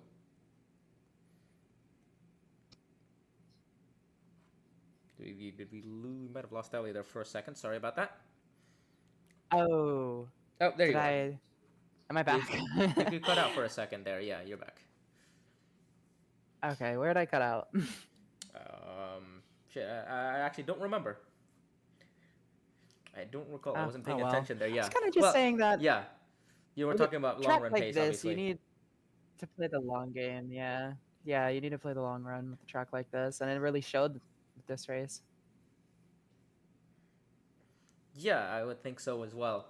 We saw it just we saw that I think it just takes one long run at this kind of track to really start separating out cars with good race pace from the ones that don't. And obviously the late race caution kind of shook things up even more and move cars up the track because of that. We saw the 99 of Karina Willis Calloway, of course, was a real beneficiary of that, but even then she managed to stay up and maintain that track position all the way to the end, and she got a top 5 out of that. So that's Yeah.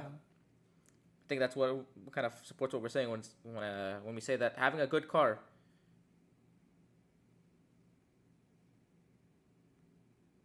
I say that having a good long run car, I think, is really useful.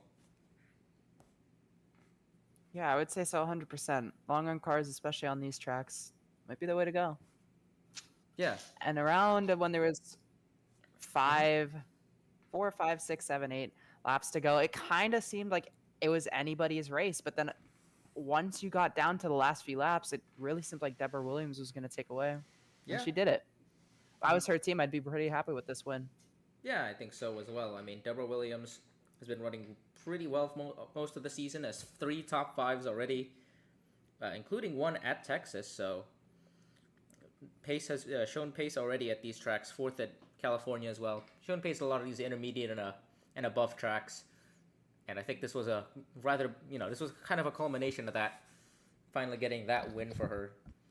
And I'm sure the team will be really happy with that. They're sitting 10th in points, and now their space is all but locked, and their spot is all but locked into the playoffs now. So good work for them, and they can focus on moving on to the next stage of the season, I think. Robin Morales and Naomi Davenport, of course, still showing good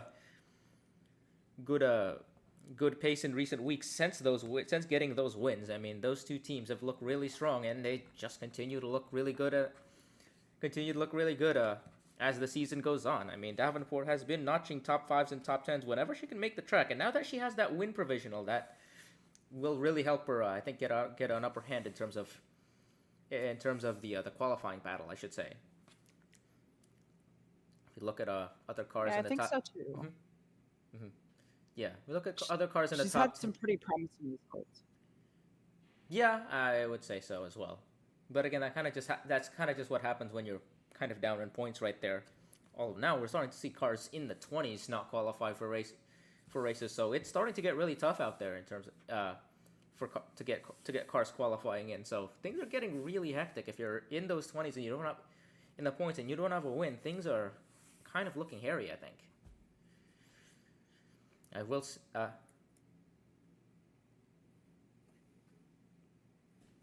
Yeah, I think these low points racers, they're definitely proving that they're worth something here with their performances.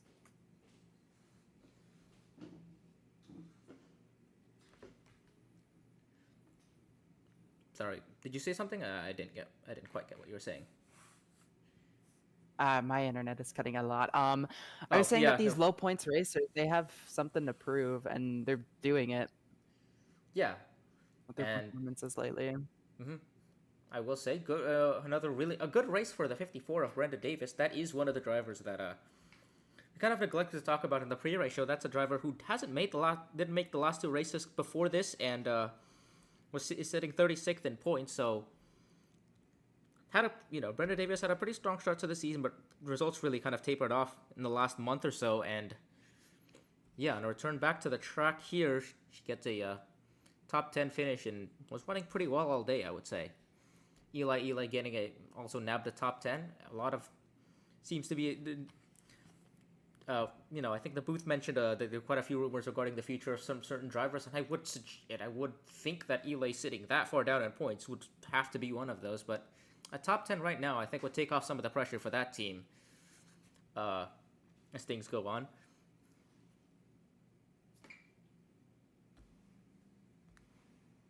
Oh, apologies, yeah. But yeah. Sorry, I think there were some issues with the audio setup there. My bad. Yeah. Other Eli drivers. really did. Other drivers in the. There's other drivers in the.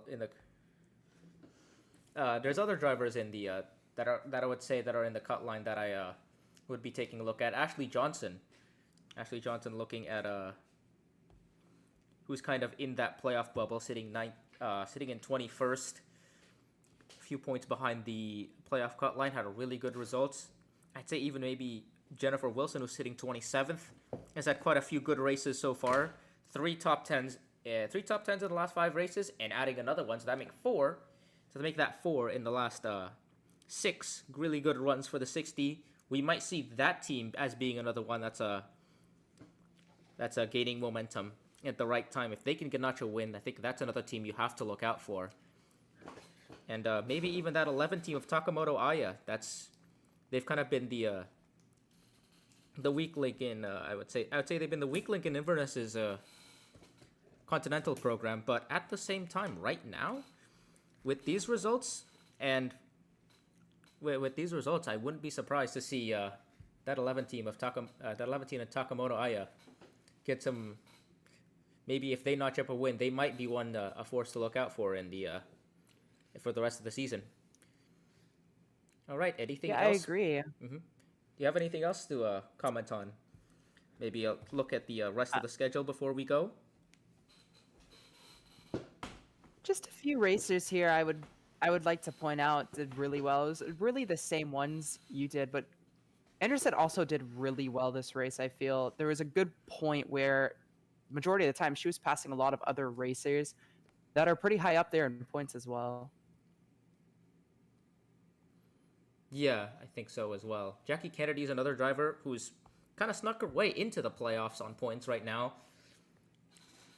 And I feel like that's kind of the story of the season for that 12 team. She's kind of been there and thereabouts, and well, they seem to be doing well enough just to stay in the points. And given that the slate of the schedule for the next few weeks are going to be really interesting, as I think we've mentioned, there's a lot of short tracks, and then Michigan's just kind of placed in the middle of all that, so a real wild card thrown in there. Most of these tracks are going to be under a mile, with that crucial exception of the 2 mile big speedway. But otherwise, you have a real slate of short tracks coming up on the schedule. So qualifying might become very crucial for these teams in the next couple of weeks. So that's something I think teams are going to have to look out for the next month or two. And with that, I think it's time now to take it back to Echo here in the booth to have for her to do her closing statements and wrap up the broadcast. All right, take it away. Yeah, and a great race here from Charlotte. CarQuest Auto Parts 300. This track put on a great show there, even though there was not a ton to be said about it. It was very fun. There was a lot of action throughout, and at the end of the day, it was Deborah Williams who came away as the race winner. All right, well, I hope you guys enjoyed. We got on Thursday the Dr. Pepper 600, 400 laps here from Charlotte, and then next week we're off to the beautiful province of Quebec for Saint-Eustache in the Continental Series and Circuit Gilles Villeneuve in the Cup Series. We hope you'll be there. Don't miss it. All right. I hope you all have a good night. On behalf of Liam, Ellie, and Rasha, I'm Echo. Thank you all for watching. See ya.